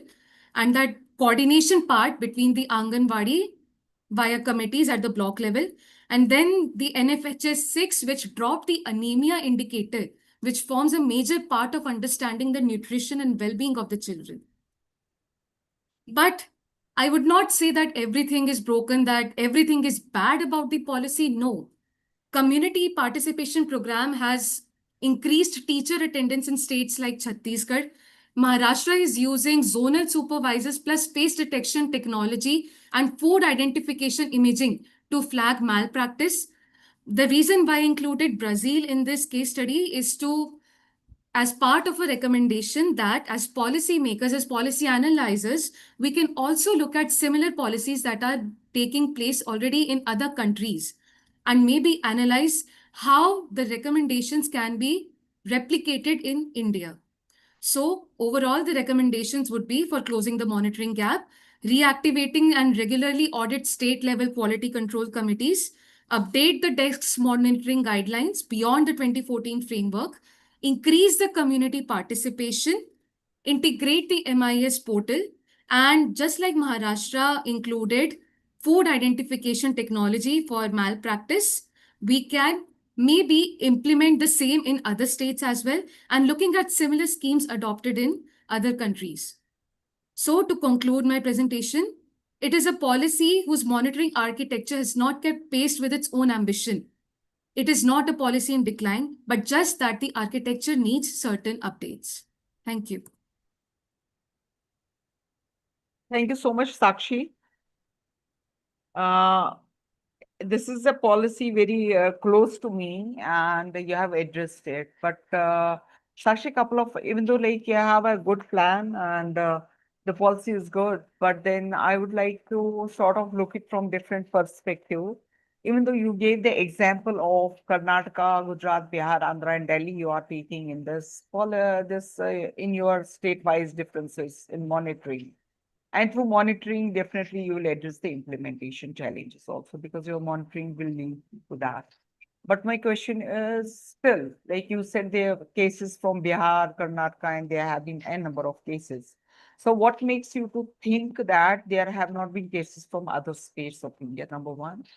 And number second, what were the key objectives of Poshan when Poshan Abhiyan was reached? So don't you feel that ideally it should be, your policy should be around like reducing stunting, or reduce undernutrition, or reducing anemia, or low birth weight babies, or maternal and child nutrition? Based on that, you could have said that the key objectives of Poshan policy were these 5, 6 things. But in these states, it has not. Or is it that you want to identify only the midday meal scheme of the portion which you want to address, and that is why you have taken only these states wherein there were some kind of disparities when it comes to the monitoring and execution? What your statement is. Number one is, I wanted you to maybe probably in your policy document address that thing, that within the policy document, I am addressing this component of the portion, because portion was very big. उसमें mothers भी आती थी, adults and girls भी आती थी, बच्चे भी आते थे, midday meal भी आता था. But then within that whole gamut, then you have to say that, okay, we want based on the midday meal scheme or the portion that was given to Anganwadi centers, number one, that. Number second is, what is it that I would like to clarify about? When you are saying that disparity, is it about the food quality? Is it about the, like you shared example of Bihar? Probably salt, detergent is more costlier than salt. So that may not be the question. They use detergents because it is cheaper than salt, but probably वो अंधी होगी, उसको दिखा नहीं होगा, या उसने देखा नहीं कि सर्फ और इसमें दोनों साथ साथ थे और उसे गलती होगी. So it can be a skill issue, it can be a quality issue, not necessarily because of that. So how we are going to change those kind of things? Like, is it that when you are going to talk about the monitoring, is that we don't have the same kind of SOPs well prepared, indicators with SOPs and coverage, and is there some kind of grievance redressal mechanism wherein that we need to have uniformity across? Like, we need to clarify those kind of problem statement, and maybe probably 2, 3 measurable. What are the key monitoring or implementation gaps? क्योंकि जब आप monitor करते हो आपको पता चलेगा implementation हो रहा है कि नहीं, क्योंकि जो इम्प्लीमेंटेशन ऑफ द पॉलिसी है वो मॉनिटरिंग के थ्रू ही आ जाएगा. And second, मैंने आपको बताया about the 5 states that you have chosen. So that also needs to be a bit sort of more. Then you have to talk about the interdepartmental role, like who monitors PM portion. Like उसमें आंगनवाड़ी भी आ जाएगा, उसमें schools भी आ जाएंगे, उसमें out of school girls भी आएंगे. तो अगर first you have to identify is it just the portion में आप सिर्फ बच्चों को ले रहे हो 1 to 6, और आप adults and girls को भी ले रहे हो, या आप माताओं को भी ले रहे हो? So that needs to be identified in your this. So monitoring up, then definitely there will be different kind of monitoring patterns. And are you going to map it against the school, district, state, or center? किस लिए आप monitor कर रहे हो? Ma'am, I am monitoring on the state basis. It is a central level scheme, but my intervention, my policy would be focusing on the state level. And as you've said about the quality control and community, including mothers and all, they will be separate topics in my paper. Like, I will be speaking about community participation as part of my recommendation that they should be increased furthermore. And I will also be speaking about the quality. Now, as I cited the example of Bihar Sharif, that it could have been a skill issue. But ma'am, that is what is a part of my recommendation, that we need to increase these audits more. Naki, it's not like the same state could report 100 food poisoning incidents in 1 month. That is something that we need to look at. Sakshi, how deep you have gone in this policy? It is a central policy, but central policy delivered at the grassroots level, at the Anganwadi center level, at the school level. So when you are saying that you are taking state as, your policy, state level से ले रहे हो, so then you have to look it from the policy perspective of, is it bottom-up approach or is it top-down approach? Because ideally for this policy it was a bottom-up approach. Anganwadi center में खाना मिलता है कि नहीं, schools में खाना मिलता है कि नहीं. And when we used to go like me as a health, when I was with Minister of Health, when I used to monitor, I used to go to anganwadi centers and check it there, like कि क्या है, what is the kind and कहाँ पे gaps and those kind of things. So जब आप कह रहे हो कि you are doing it at state level, so that means you are completely dependent on secondary data only. Yes, It's ma'am. not something that you are getting the ground data from the Anganwadi center. You understood what I mean to Yes, say? ma'am. Yes, ma'am. So those things also you have to sort of look into. It is a good and focused policy issue. But when you talk about state disparities, identify like how you are going to measure it. Okay. And a bit on connecting it to the main objectives of the portion, right? Yes, ma'am. And then talking about the आपका key parameter, is it just the food quality and food, or is it that the key objectives of portion that you want to address? Okay, ma'am. So those kind of things a bit, they show it's a good, very good, policy, identification of the policy problem is very good. Just go a bit deeper. Okay, ma'am. Certainly. Thank you, ma'am. Thank you, Sakshi ji. Thank you, ma'am. Thank you to all the fellows for your presentations and for sharing your ideas and perspectives. We would also like to sincerely thank ma'am for her valuable comments, feedbacks, and guidance throughout the presentations. We hope the fellows found the feedback useful and will carry these insights forward in their work. Ma'am, would you like to share any closing remarks? I think that it was an experience. I should say that it has been a wonderful experience, and that the kind of range and the kind of policy ideas you produce here has been really very good, right from, AI to justice, to cognitive skills, to portion, to climate resilience, to heat action plans, to ESG and whatnot. So it has been like, women's political representation. It has been quite a grill for me to understand a lot of concepts when I was going through your papers also. But definitely, I would encourage you to move beyond your, whatever you have thought of.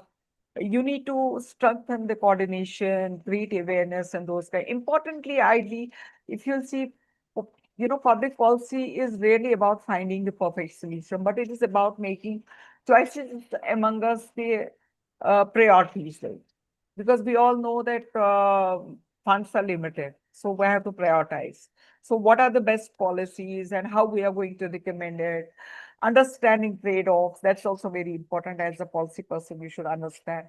Identify the stakeholder matrix, again, very important when we talk about uh, who are the stakeholders. And when I always say, like, who does it? When do they do it? Four W's and one H, how? That is very important. Understanding SWOT analysis.